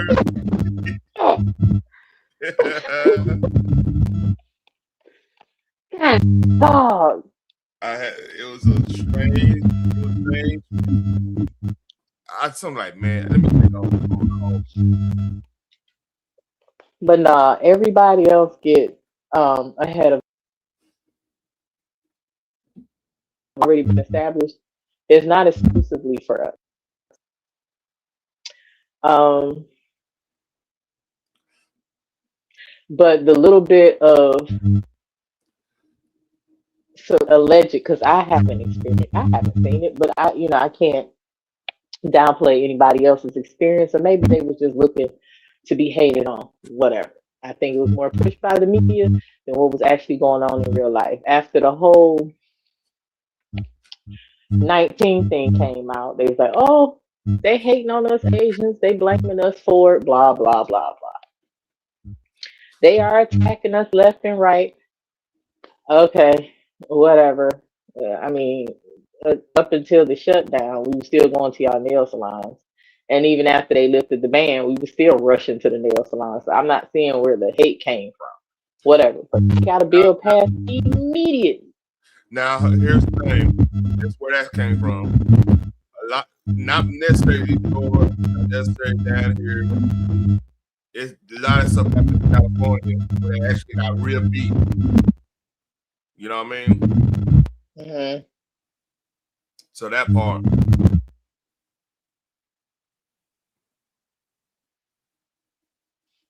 That makes no sense to me, though. Yeah, it's not gonna make sense. Oh, should we keep going through this? I could get. They ain't got to the shots fired part. The real shots. I almost want to have a whole live dedicated to this. Because it's a lot. I'm sure. Because like,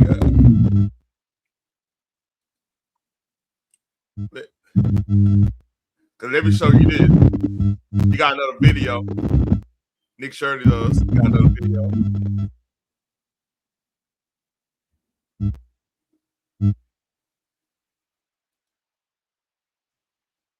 All right. Hey, go on mute real quick. Feedback. Mm-hmm. Real bad feedback.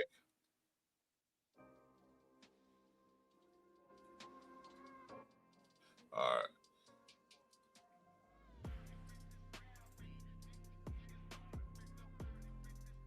This new president, he's allowed to do whatever he is willing to do, or they allow him to do. Facts. Everything is allowed. There are people in charge of this nation that flat out run shit. And if ain't nobody got the power to uproot them, then we're going to keep having people paying a whole bunch of money for houses and a fire hydrant don't work in front of it, but they'll charge you for the fire hydrant in front of your house. But we got a less than 20% voter turnout rate in the local elections. Well, you understand voting don't work, right? It does work. How? It does, but you just missed it.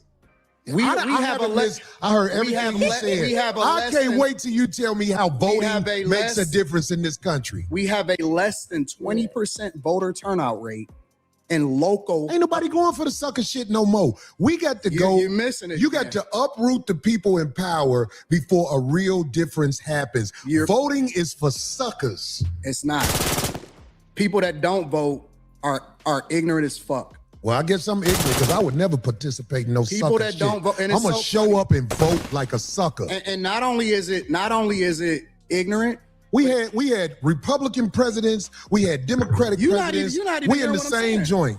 I'm talking about locally. You talking about national. I don't give a fuck if it's local. It I don't matters. if you It vote, absolutely matters. that means you in line. No, if you vote first, the first thing that it means is that you respect your ancestors that died for your right to be able to do it. Your ancestors it's so funny to didn't do it like this. Because people went to war when the government tried to overthrow the people and the power of the people. It was wars. There hasn't been a war inside the U.S. where the people who getting fucked over are doing something about motherfuckers with 30 felonies being the president. It's war. All sucker shit It's going a war on. every day. It's just not physical anymore. Well, that's the problem. We need physical wars. It's not. Until motherfuckers ready to jump it off, it's not. We gonna always be talking. But see, real gladiators don't talk. Real gladiators make it happen. And the gladiators, I ain't gonna lie, we are under control right now. We haven't rose up and did what needs to be done. Who are you under control by? It ain't. You under control by the people who will motherfucking blow this motherfucker up. We ain't stupid. Who is he? Because I want to know who. Why do you think that ICE agent was able to shoot that woman? Know. All right, Corey was dead wrong on this one because we saw all the footage in we saw all the footage on that one. Like I disagree with Corey on that. That lady, I've been Phoenix. He lost me on that. He did wrong for that one. That was his dead wrong moment. I don't think. See, this was. I don't agree with everything somebody said. Though I get it. Like that's his frustration. Again, Corey has been Corey for years. This type of stuff has not changed. He's always felt like this, so it shouldn't be shocking to anyone. I've never agreed with that. Like, oh, voting for suckers. Well, you don't know unless you vote. And like Anton's trying to say, a lot of people do the turnout for the federal elections, but they fail to show up for the local elections. And then just like we see town hall meetings and all these different things happening locally, a lot of folks that are involved in a local elections, they are the ones that show up to those town hall meetings. And then there's a lot of folks that don't think because they're not getting what they need. I guess locally they blame the federal government because the blame always shifts. That they think that local elections are not important. Man, I'll argue voting for the state constitutional stuff, amendments is key. Like me and my lady don't even see eye to eye and stuff because like I'm an outlaw. I'm in, but like shit, our constitution, man, it had a lot of tax break type shit. You're like, man, like, but that's the benefit of living in goddamn great state of Texas. They trying to find ways to us keep our money and to spend it on shit like boost the economy. They ain't think about taking things down. You know what I mean? Yeah. And it's better that way. Like, and that's the thing. If I was actually proud of her. She read that. I'm like, man, should this bring in there? She was like, hell no. She's saving money. Right. Now that'd be the goal. Yeah. So, I mean, my point is like, I mean, how many constitutional elections y'all voted in? Like, I mean, that was literally I lived all my life, man. That's literally the first one I ever went to vote. I didn't even know what was going on. I'm embarrassed to say that my wife knew about it more than me. You know what I'm saying? Well, that's what your helpmate's supposed to do. Help your ass out. Yeah, she told me, like, all right, man, let's go. What you don't know what you do, what she don't know you do. Yeah. That's where the balance comes in at. But hey, I don't agree with Corey on that part. I don't agree with talking about that chick that was again. He from Chicago. They going through hell right now just because of the mayor. Oh yeah. So, Chicago has always been segregated, for real. A lot of people forget that. They had power. They showed power. Force. You see that? Yeah, Chicago has always been segregated. That's why he said when he was growing up, he didn't know nothing about no Caucasians until he moved out of his environment. Because they made sure that separation stayed. Like I said, here in Detroit, we got a city at Grosse Pointe. They build a wall to keep our asses out. You know what I'm saying? To keep the folks from the city. There's not a homeless person wandering around begging for change. They kept all that shit out. That's why I said I don't know if it's by race or by class that's happening. But all I do know is a lot of the white people in the good neighborhoods of Detroit, before the niggas came and fucked that shit up, they was moving out the neighborhood because black folks were moving in. They did not stay long. It may be a year for them to save up their money, look for a house, and get the fuck on. That's what the hell they did. Um, I can identify that maybe as race because they didn't want to be around a whole bunch of black people. Yeah. The ones that stayed in the city were known as white trash, but eventually they moved and went to the trailer parks in the outskirts of Detroit. You're cutting. Yeah. Am I distorted? Check. Check. I don't hear distortion, but I don't know how it's coming across. Check. Yeah, it's coming from y'all.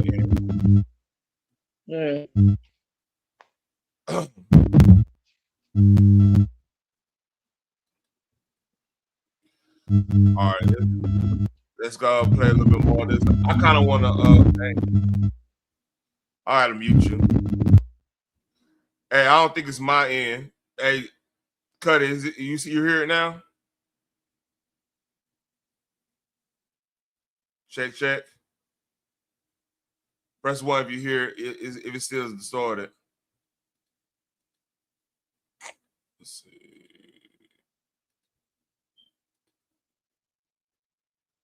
Okay, let's see.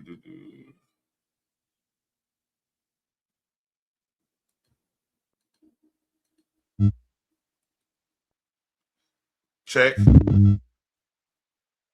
Yeah, that's from your end. Why is my... It's still distorted right now? I got her muted.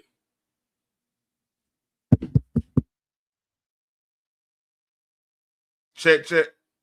Yeah, I think that was that's Phoenix Mike. Yeah, that's your mic. Yeah, I just think you like blaming me. But anyway. Check. See? See, cutting I already said it. Why would I be blaming my friend like that, man? You the homie. Oh, hell. But yeah. Yeah, I don't Corey's experience is his experience, and maybe that's why he says that with such conviction. But I also would advise him to do more research and how that can help him. But again, voting or not, we still need to be of the mindset of just sticking together and saying fuck the government, because you can't sit up there on one hand and say the government is not for us, they don't give a fuck about us, da da da da da. You have proof of this, and then on the other hand, you constantly dependent on this government that don't give a fuck about you for handouts, or not even handouts, but to help you accomplish certain goals. Yep. In like I said, Chicago, they haven't had a Republican situation. They just had a Republican I think a Republican mayor in damn near 80 years. I have no idea. I have no idea. I don't keep Chicago politics. I do know As of late, they have been all up and through my YouTube feed because of that damn mayor and this whole illegal immigrant situation in different states and cities. So yeah, Yep. that's why a lot of stuff that used to be blue is flipping red. Yep. All right. All right, mute. Let's I'll listen to some more. I think we're gonna get heated. I think I'm find a way to pause it. Let's see. Oh yeah. It's better pick up right now. Go on mute. Oh, hold on. Let's be real. Fuck that woman. Well, that's what you would say to somebody you don't know or whatever. No. I'm on the streets. I've been pulled over by the police. Who ain't on the streets? Or the ICE agents or whatever. You in LA. I'm in Detroit. I'm in the blackest city in the United States of America. I can move anywhere I want to go. I choose to stay in the core of my city, and I choose to participate in my neighborhood. I choose to tithe to the streets. I choose to put kids through college. I choose to interact and truly use my tax dollars and whatever it is and give jobs. I employ over 50 people. I put my money in my community with my people.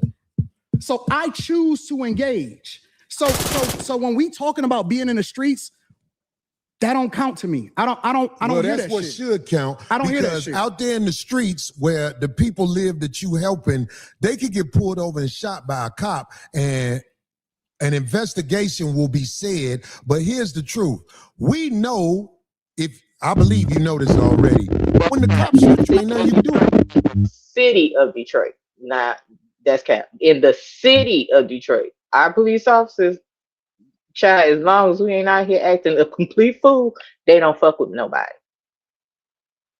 at all. Now, outside the city, you might want to, yeah, but the city of Detroit, unless you're doing donuts in the middle of the freeway during rush hour, or you decide to rob a store or something like that and pow people in front and they sitting outside, that's when they get involved. Outside of that, they not fucking with nobody. They sitting in their car, they collecting their check, and that's what it is.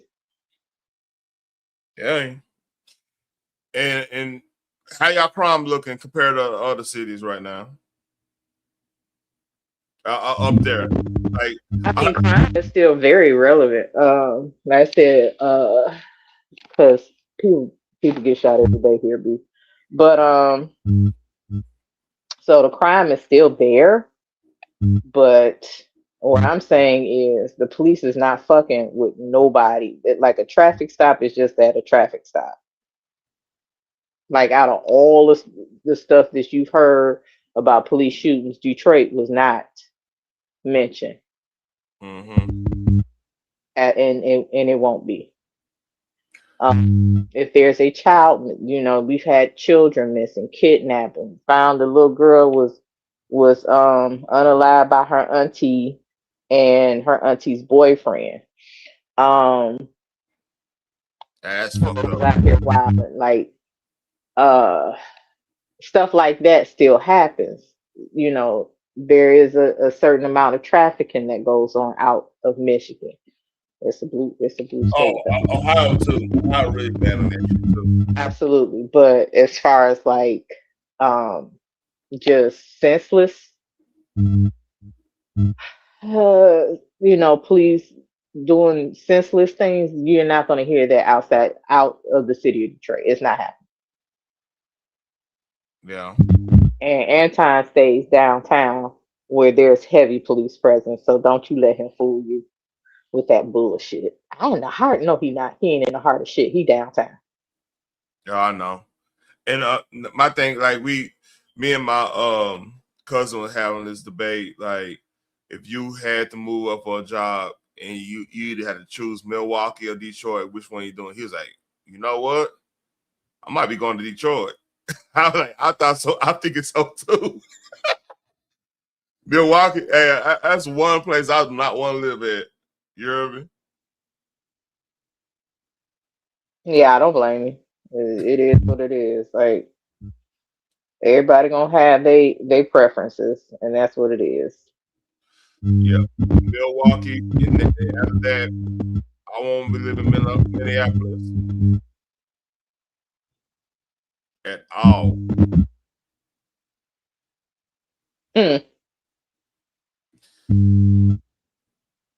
I'm debating. So Friday, we're not gonna have fish fry. But Saturday night, I'm gonna have a fish fry if you want to do it. I'm not gonna be in location. I'm not gonna say where. You know, I bring my laptop. Everything be good. I want to go through this whole thing more thoroughly. You know what I mean? Mm-hmm. And I got a little bit more other things to talk about real quick. So let's do it. Oh, this is Sora. Go here.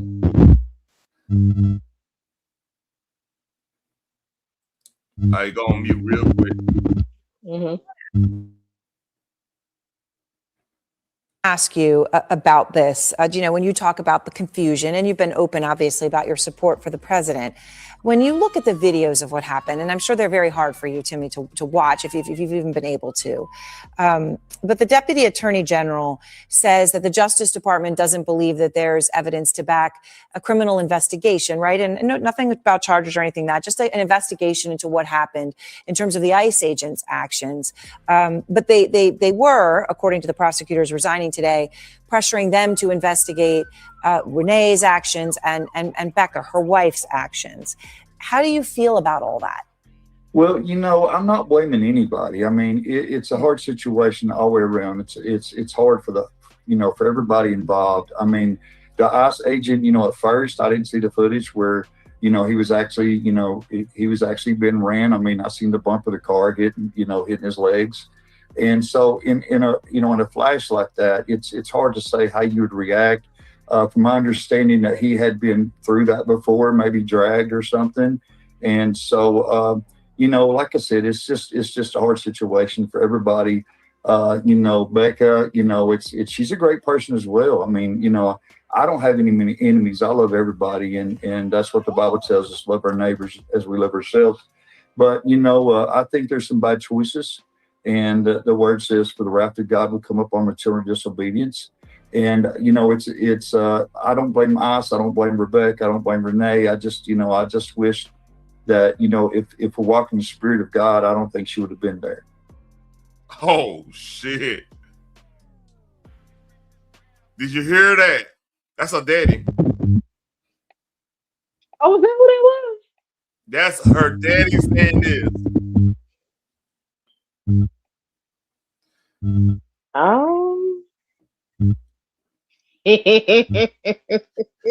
No, that's Renee's good father-in-law. That's if crazy. She followed the path of God, you know what? Tell me you disappointed that your daughter gay without saying that you disappointed that your daughter is gay, because that is not on the path of God. And if she wasn't listening to that deranged woman, drive, baby, drive. It wasn't even drive, baby, drive. It's just like, why would you get your ass in the middle of the street and park your car to block an ICE agent? That influence had to come from somewhere. Yep. You may be influencing others, but you were also influenced.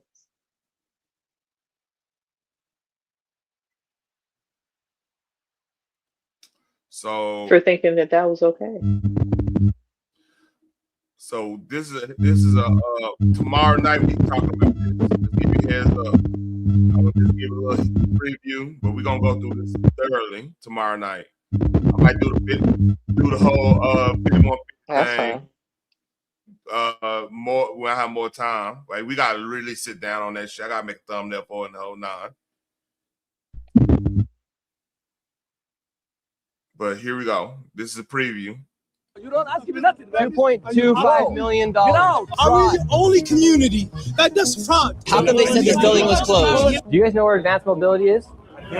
Yeah, we're looking for it. Never heard of it? They know we're shining the light on the fraud, and they have no defense. Would you like to see anybody in the government here held accountable? Most definitely, because there can definitely be an allocation of funds. The Minnesota fraud scandal continues to get worse and worse as billions of dollars of fraud has been exposed, and as I showed the world the blatant fraud taking place at daycares and other locations across Minnesota, it became the most viewed video expose on the internet and created instant change within the government as the Fed sent thousands of federal agents to Minnesota, and the HHS froze over $185 million in all payments to childcare.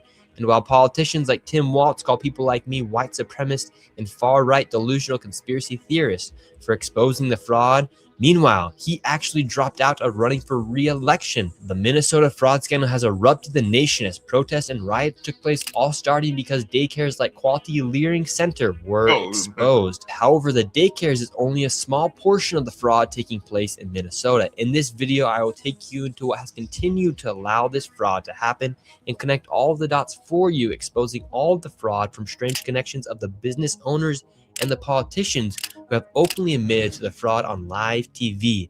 And to dive deep into the fraud, I met back up with the local David, who has been investigating this widespread fraud scandal for years. So here in Minnesota, you have daycare fraud, you have adult daycare fraud, you have healthcare fraud, and you even have more fraud. I'm gonna do the first 5 minutes of this. I'm gonna talk about J. Cole new drop. We can listen to that and a little quick hits, and we get up out of here. All right, Phoenix, you good with that? Yeah, that's fine. All right, bet. What's some of the fraud that's also taking place here inside of Minnesota? Well, what I think might be sort of the heart of the beast here is this transportation fraud. And what I mean by that is in Minnesota, we have something called non-emergency medical transportation, NEMT. My research has shown that there are about 1,020 such companies in Minnesota, and more than 90% of them are Somali owned. And so right here on the table, what do we have? All this information right here.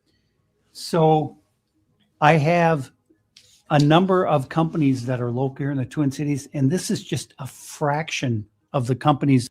Just to be frank, 1,000 in a small, like Minnesota is not highly populated state compared to any other state in the Midwest. I think they like 6 or 7 most popular states. They're on the lower end of population. Yeah, I mean, I think they're a little bit more populated than like Iowa and shit like that, right? Mm-hmm. Yeah.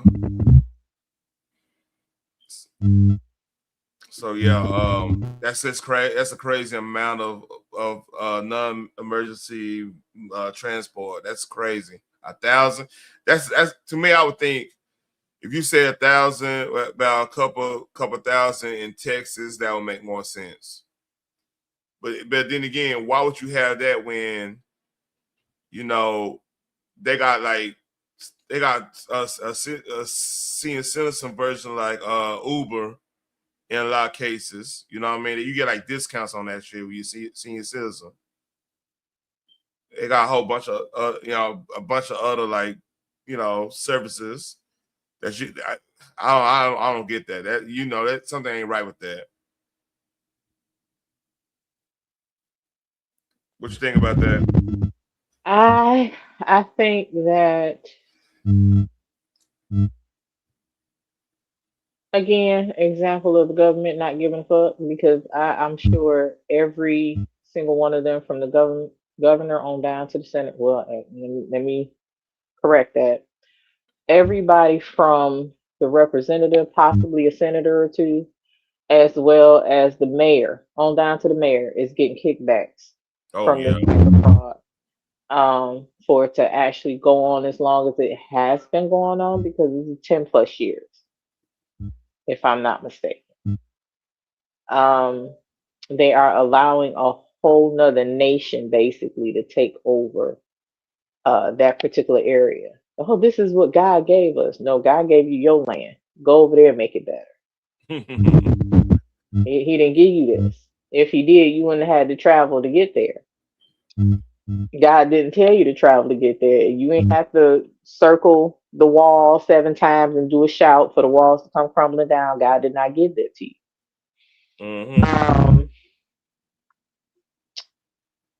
So yeah, they're getting kickbacks from that. They don't give a good goddamn about the taxpayer because at the end of the day, they gonna jack up the taxes there, and the citizens are gonna be upset about that.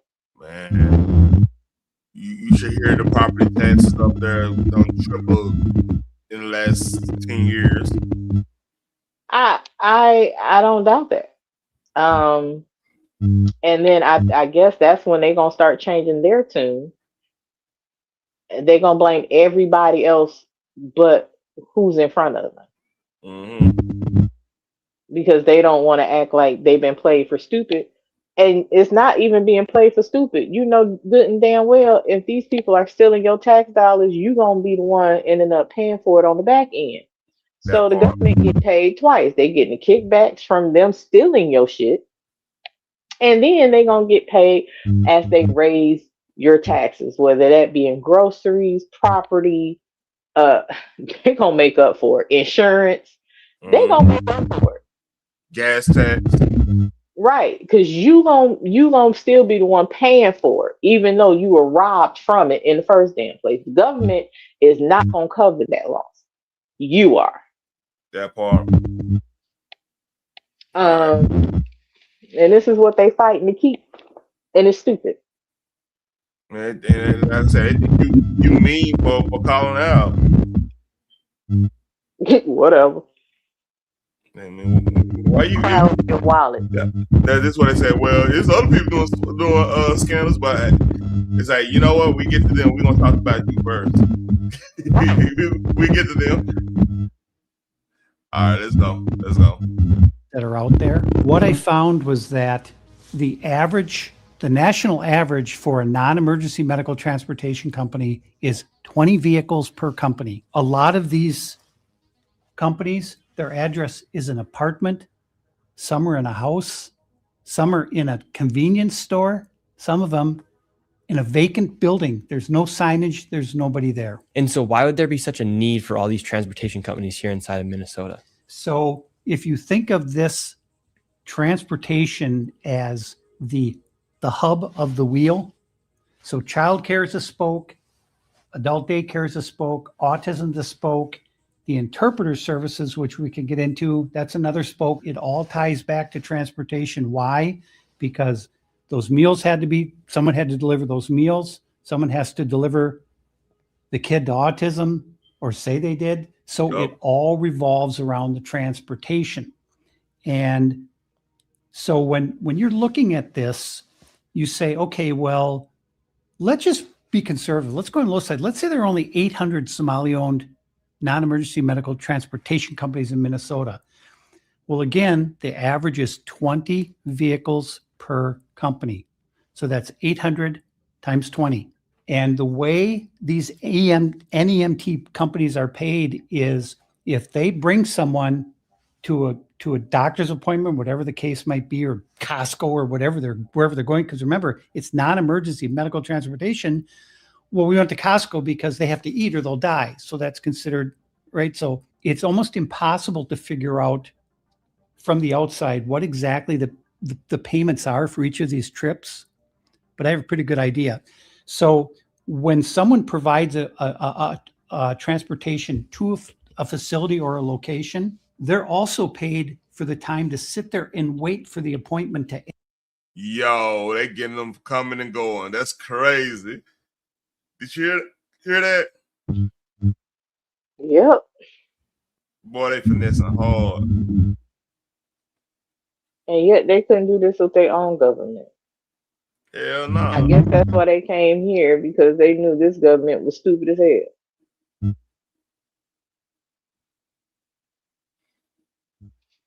That's stupid.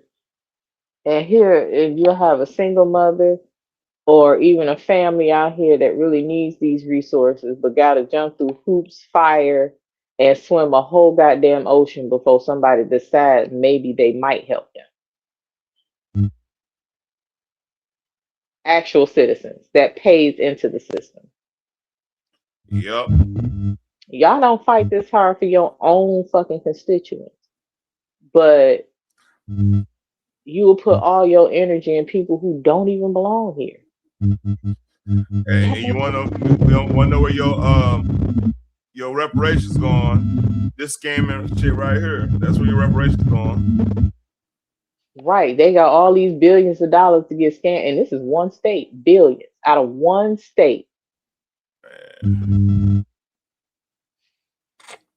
But they can't come up with nothing for reparations. That's too much. Do you know how our economy will collapse if we paid out reparations? Okay, cool. Like I said, I'm like this, man. Like until we Y'all got could pay business. that shit out yearly. Y'all didn't have to do lump sums all at once. The fuck? I'm like this. We got business situation in order on a grand scale. Should give it at least make Black History Month tax free. No taxes come out of Black History Month for anybody. I was doing because for me, taxation is a form of slavery within itself. Because like it's coming taking money, we don't know where it's spending on, and kind of find out this money going, some of this money going to these fools up there. But they got enough billions of dollars to go into fraud, and then those folks are sending it back to their country. And at the end of the day, they coming for our asses. This is what gets me. Somalia better look like goddamn Wakanda over there. All the money we sending over there, they sending over there from my tax. They better be. Hey, I better see fresh paint on them goddamn walls, those sand hut walls, whatever they got. Them shanty houses. Technology better far surpass ours. Hell yeah. That shit better look like Rome in the movies and shit. For the glory of Rome. They shit better surpass Japan. Yeah, like an African Dubai. You know what I mean? For real. All that money they could have made a safe payment. They could have made, you know how Ghana is. Like Ghana's pretty much the African Miami right now. Like the whole country. Yeah. They don't figure they little niche out there. Like, all right, you know what? We're gonna get these niggas out here partying. That's what we better do. Yep. Salute to Ghana, man. Love it. I would love to go visit. Man. I dated a chick from a tribe, man. You have some experience. Learn some game though. I'm sure. All right, let's finish. And then drive the person back. So they're paid 3 different ways. And the average is going to be $50 per trip. So it's going to the appointment is a trip, coming back trip. So that's $100 per round trip. So if you have 800 companies in Minnesota that are NEMT companies, they all own 20 vehicles and they're all making 10 trips a day, and it's $50 per trip. So it's 800 times 20 times 10 trips times $50 a trip. Do the math. And the reality is, how many of these trips are being provided? 0.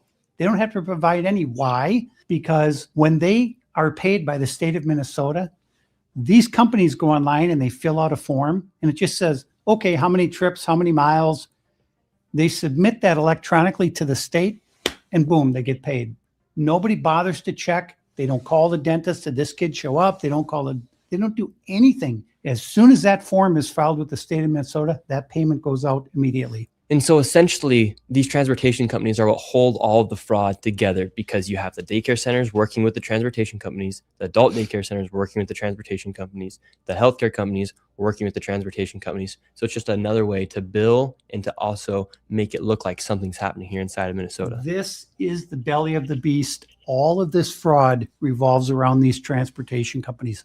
All of it. This touches every part of fraud here in Minnesota. And today we're going to go confront these people. We confronted them last time. There was no kids in any of the childcare centers. And today, what do you expect to see? I think we're going to see some vehicles because, you know, when I drive around the cities here, I see these Somalis driving. And mostly it's like a Plymouth Caravan or whatever.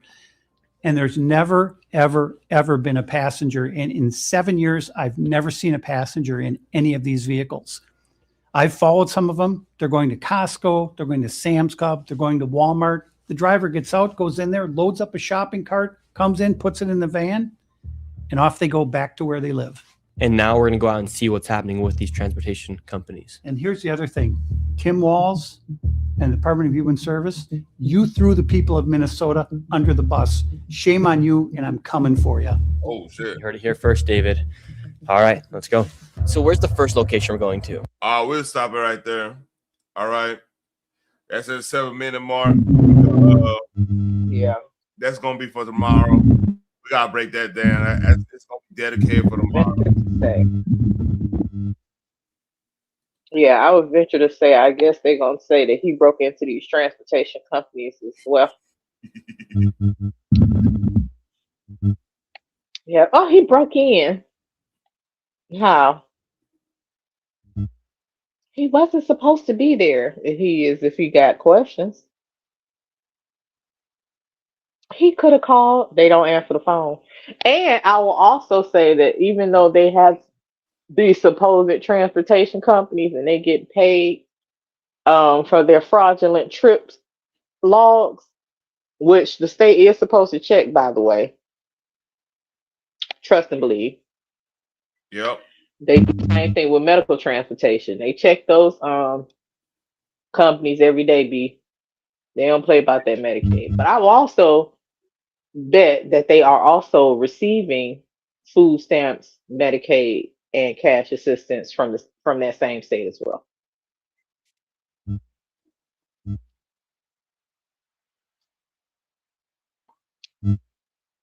It's crazy. The situation crazy. We'll see more about it tomorrow. But just some quick hits.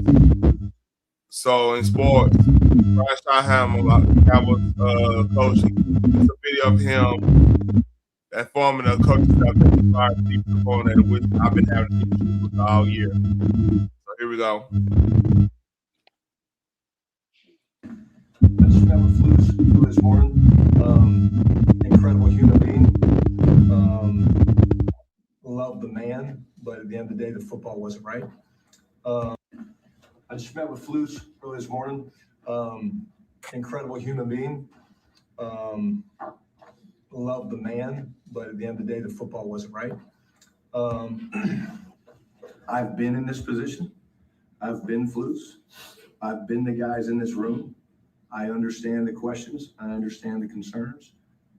And I will answer all those. Right now, the focus has to be, number one, about the man, checking on him, one. Reach out, tell him you love him, because he's a great man. Two, finishing this process. The exit interviews with the players are critical. We have to continue that process. So we got players rolling in here in the next little bit. If anybody's got questions, come see me. Okay? I just met with Flus. Yeah, man. So Phoenix. And what the hell was he talking about? You talking about evil food, the coordinator. Remember I was bitching about the evil coordinator all year? Oh, yeah. Yeah, I get it. I would just like to say go Pistons, thank you, Lord. But I ain't putting too much stock in that shit because I've been disappointed by your asses just as much as the Lions.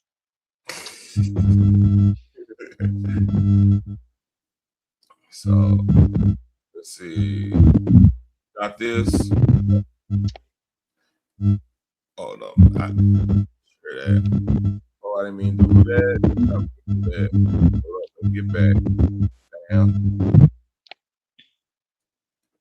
So, shout out to Boogie, man. This is for J. Cole. Let's hear this. I'm definitely gonna have to edit this part out. But, More like J. Cole don't play by his shit. Huh? Yeah, because J. Cole don't play by his shit. I'm gonna play a little bit of it, and I'm gonna edit it out on the back end. But hey, go on mute, please. Let's listen to a little bit of J. Cole.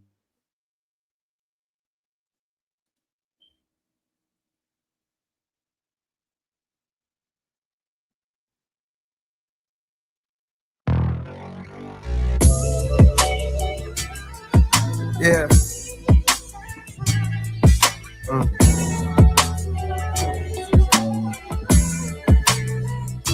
How I see it. How I see it. Yeah. Listen. I persevered through the worst. My thirst to adhere is a curse. My life, I see it in reverse. I first appeared in a hearse. The driver steered to the church. My grandkids carried the coffin to the altar as they burst into tears from their shirts. The tears rise to the sides of their face and into their eyes is piercing where hurt. Fast forward 60 years, I got verse of the year. My purpose is clear as to murk. Whoever dare flirt with death, the best alive, and what you now hear is the work. The inspiration was rare and in spurts, but when it's there, I'm immersed. My experience of being a parent dispersed. Watching my son disappear as I stare at his birth. And he returns to the womb, wifey stomach grown greater in girth. And then declining every time we come here to the nurse. With each day that passes, I can feel my career coming first. Do I? Took the wedding ring off her finger and now I'm single. Walking up the aisle backwards to an era of dirt. Falling clubs tipsy with a bitch I see clear through a skirt. The cameras be snapping, blogs be yapping, so I'm careful alert. Walking to my section, whisper right in my ear. We flirt, we part ways. I see her from a distance, she stares with a smirk. Cheers to the perks with the squad. We live for the search of new hoes. Lusty, quick to fuck me, unaware of they worth. We leave the club, drive to the show, and I swear that it's turf. It all begins with encore cheers from those wearing my merch. Fast forward through years of rehearsal, losing, winning, bank account thinning, income streams nowhere near as diverse. And though I'm blessed, I see me stressing from hearing the chirps of naysayers who only days later I don't care to convert. On cloud nine, now signed to my hero, one of the so-called kings of this rap thing that I swear to usurp. Decade later, mama cut on the cable. My motivation to be greater ends the moment I appear in a person. All right, that's it. I like it. I like the vibe. You telling a story on there. I don't have to sit down and listen to it. I don't want to play too much of it. I actually have to play almost damn near half the song. What you think?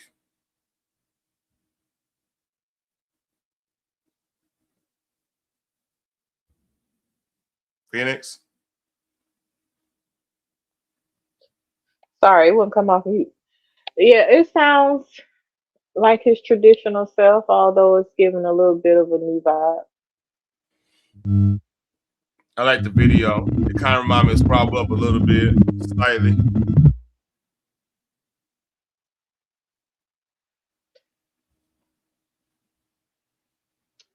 Is it like a symbol of him going through his journey and elevating? I guess I have to watch it. Yeah, it's a little dope. It's something to There's it. some personal stuff in there. I have to listen to it again. Yeah. But it sounds good. Sounds real good. And the top it off, because 2 hours, 30 minutes, is to top it off right here. This is going on in northern Iraq right now.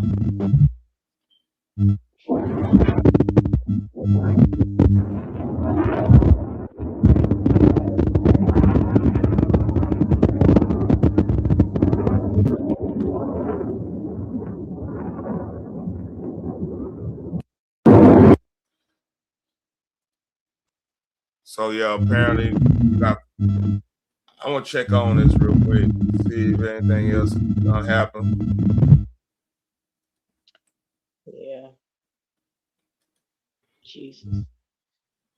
You know, it's like living through the 90s all over again.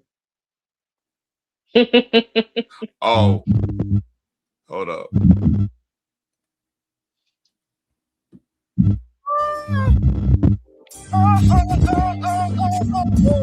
Lenny Williams. Girl, you know I love you. No matter what you do. That's cool. That's cool. I guess he was in the Well, he sound a little different, but I get it, boo. Yo now, man. Oh, I get that. So it's Patti LaBelle, but she still scream with the best of them, honey.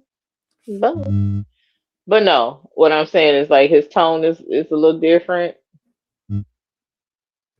But yeah, good for him. Cause that song, let me tell you something. The scales in that song, baby, your lungs have to be reinforced.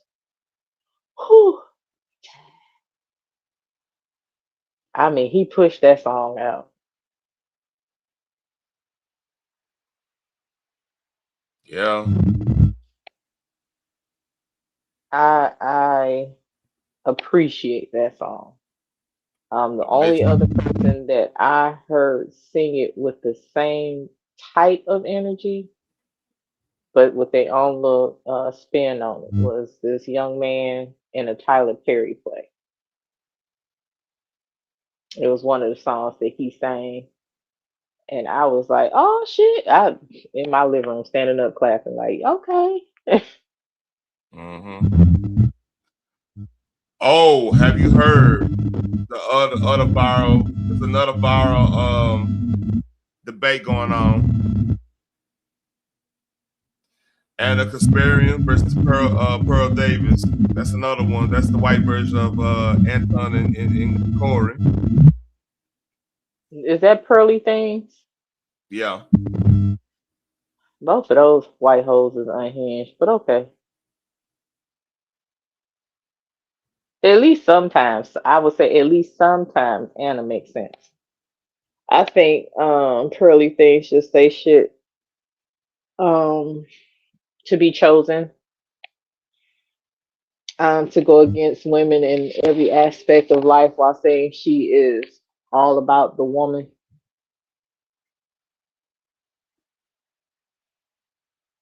But it is what it is. Good luck. Oh, hold up. There's one more thing I need to go over. There's one more thing.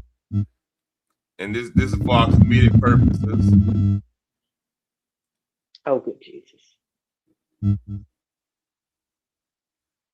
Let's see, where is it?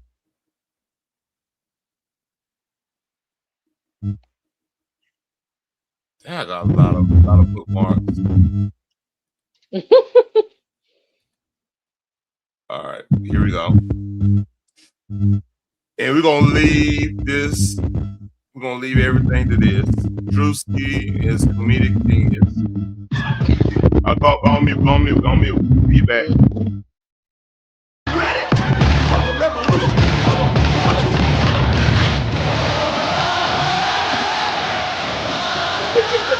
Do you want a revolution? I'm gonna have Wanda stand up here. Wanda, please. Wanda told us earlier this month that she cannot have a baby anymore. So I impregnated her with the word of God. I'm going to impregnate everyone with the word of God. You gonna get pregnant with the word of God. You gonna get pregnant with the word of God. You gonna get pregnant with the word of God.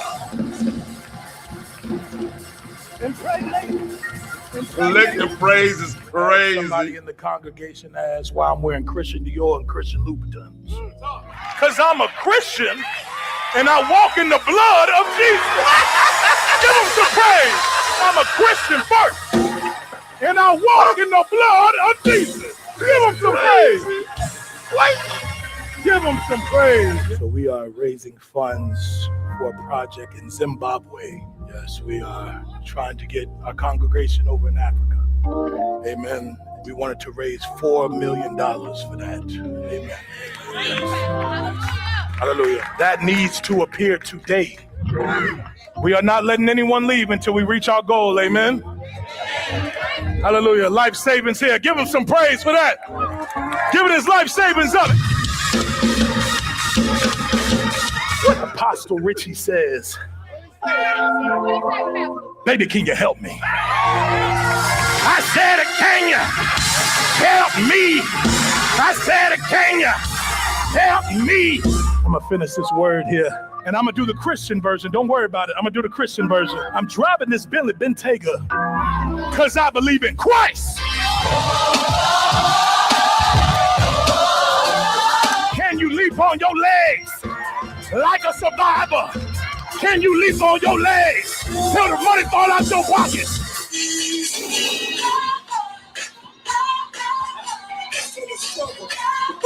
Jesus, you are, Jesus, you are, Jesus, you are. Still praise the Lord. I need you to pray for my wife. Hey, come on, man. Hey, get your hands off my car. You gave tithes and offering? No. Back the fuck up, man. All right. Drewska might went too far on this one. But it's some that's accurate. There's some accuracy here. Yeah, that's accurate. That's why a lot of people, man, why would you tell? The thing is, most of the stuff that I heard in their criticism about what Drewski did, they were trying to say that he was mocking God. Nah. Let me tell you something. Your pastor is not God. He is a man. But why would you don't hear anybody else making fun of that? Yes, the fuck they do. The Jews make fun of I forgot what they call their pastors, but they make fun of their religion. Rabbis. Yeah, rabbis. They make fun of them. The Catholic, I mean, the jokes write themselves. Let's be clear, okay? Especially during the 80s and the 90s, them Catholic priests could not catch a break. Okay, all right. So if you found offense to it, that's a you issue, because the thing is, there are pastors, bishops, and apostles that actually does this, and I believe I've seen a clip where somebody somebody actually put the comparison to what Drewski was doing and actual pastors. Yep. He said these are the ones that he is talking about. It was an actual pastor being floated over his congregation in a harness. What was the purpose of that? There was a pastor, I mean, in all the labels from head to toe. Oh man. Juice is crazy, man. I needed that laugh. I think we can end it on that though, man. That's all we needed. The Billy was part. That's cold. Yeah, he got a bunch of fake ass Christians that they panties and drawers all up in a bunch. Let's see what SDA leave out here. What's wrong with you, right. All right. Y'all like, share, subscribe, man. I'm about to go ask the answer why his thumbnail looked like Omarion. But y'all have a good evening. I might go back. I might go over there and fuck with a little bit too. But, hey, take care. We're back tomorrow. It will be all Nick Shirley. It'll be all Nick Shirley tomorrow. I want to make we got to go through that one. Take care. Peace.